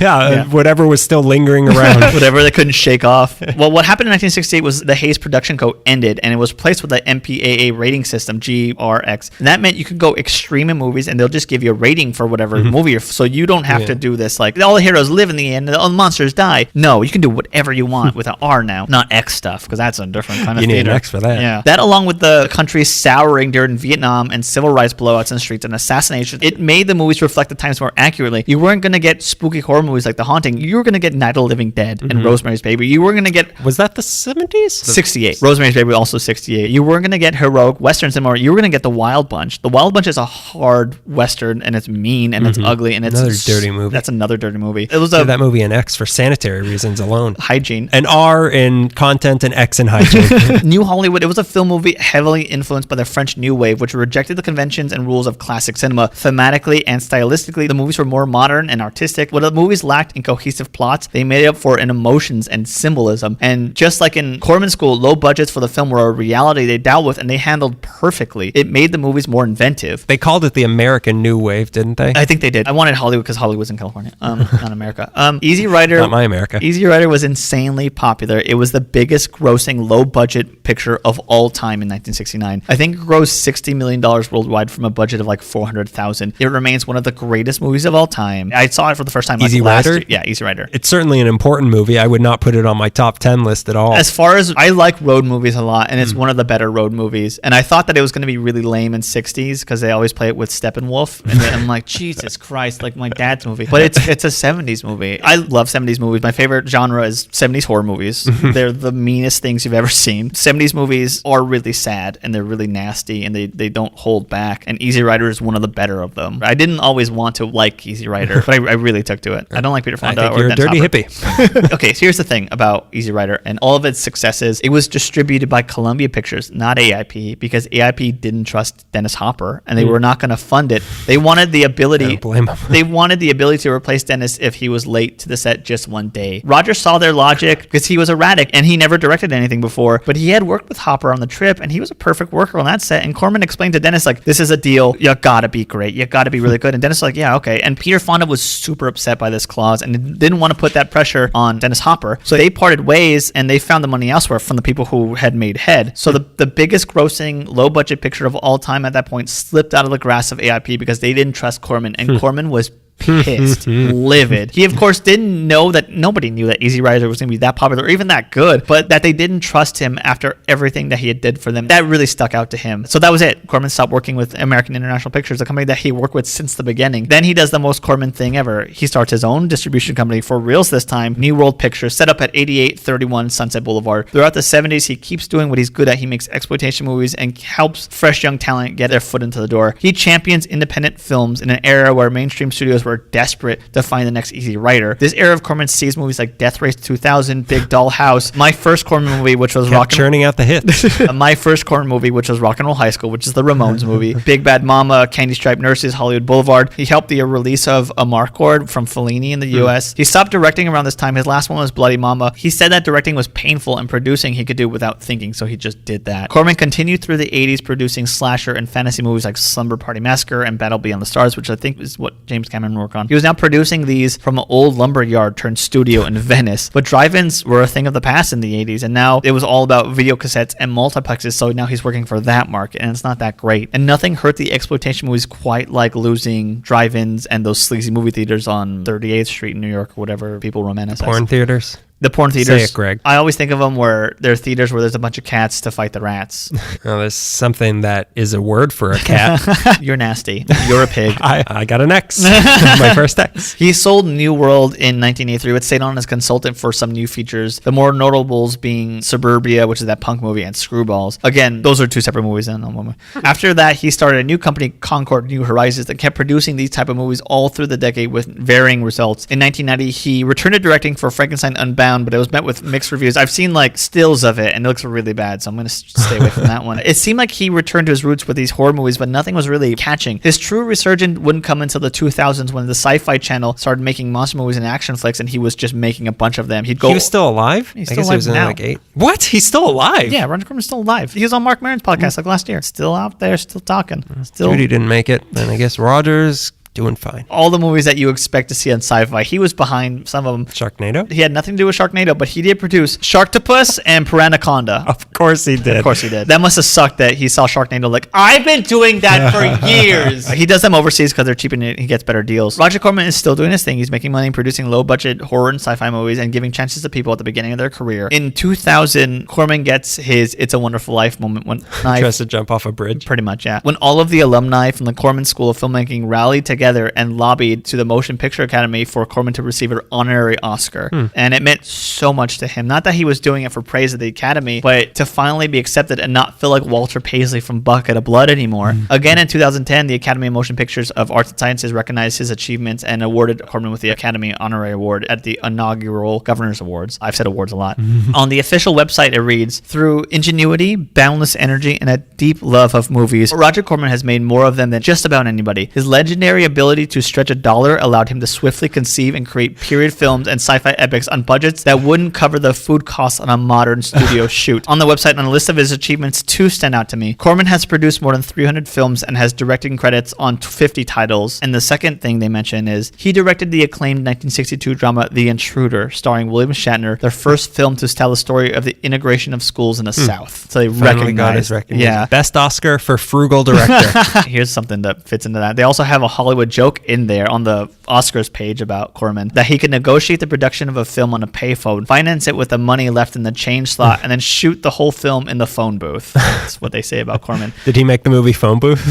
He might have actually done that. He made Shark the Phone Booth. At his acceptance speech, along with thanking his wife and co-worker Judy Corman, he says, I believe the finest films being done today are done by the original, innovative filmmakers who have the courage to take a chance and gamble. So I say, keep gambling, keep taking chances. Some of his movies aren't watchable, but that's fine because his name is attached to 350 of them. Roger Corman is a lot of things. In terms of this episode's importance, I see him as the father of New Hollywood, or better yet, the mama bird puking into the mouths of the next generation. But most importantly, out of all of this, what matters the most is Roger Corman is a good guy in the film industry. He's a producer who doesn't suck. That's so refreshing to see what Louis B. Mayer was doing to Judy Garland in the old Hollywood, and what Roger Corman, not that even a fraction of the people in the new Hollywood were good people, but this guy who we're choosing to exemplify it was such a nice guy. He said, I keep thinking Mr. Rogers. Like, if you see him talk, I saved the clip on YouTube, but we didn't see it. He's just so likable. Well, okay, I understand where you're coming from. Some acid now. Do you have the acid prepared? Some of his movies might be trash, but the man himself is the genuine Arco, a nice, honest man in Hollywood. He has achieved that and is deserving of respect. I really wish The Intruder had been given the chance, because who knows how different his career would have been if it had been given a chance. Well, but maybe he wouldn't have had Easy Rider and all that stuff. Maybe you're right, yeah. Maybe he had to keep failing so that other people could succeed. And if that's his career, that's sad, but that's fine because he could take it. Hey, That's a much happier story than I had.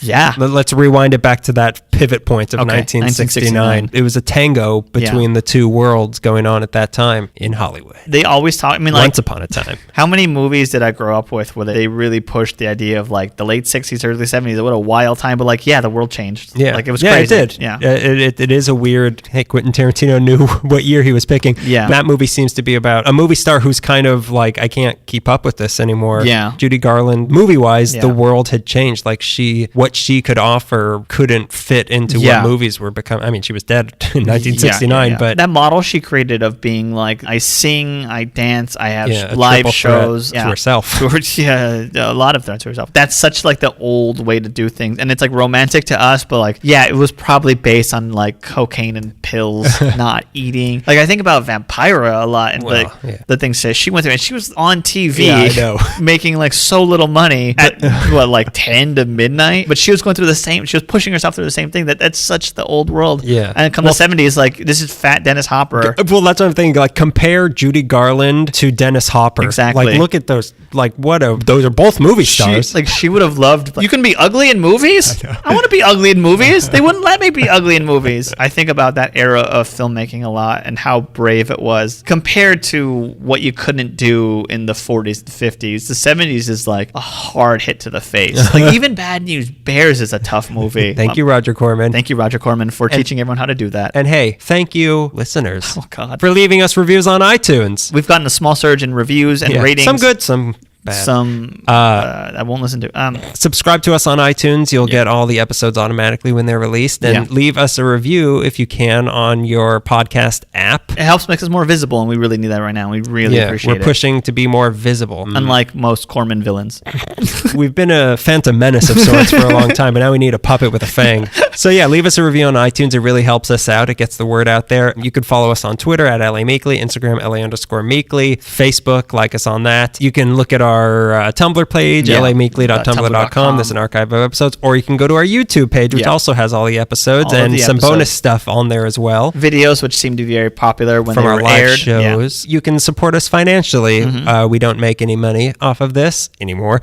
For Spot, it helps us out to keep us going on Patreon. For as little as $5 a month, we will send you handwritten postcards.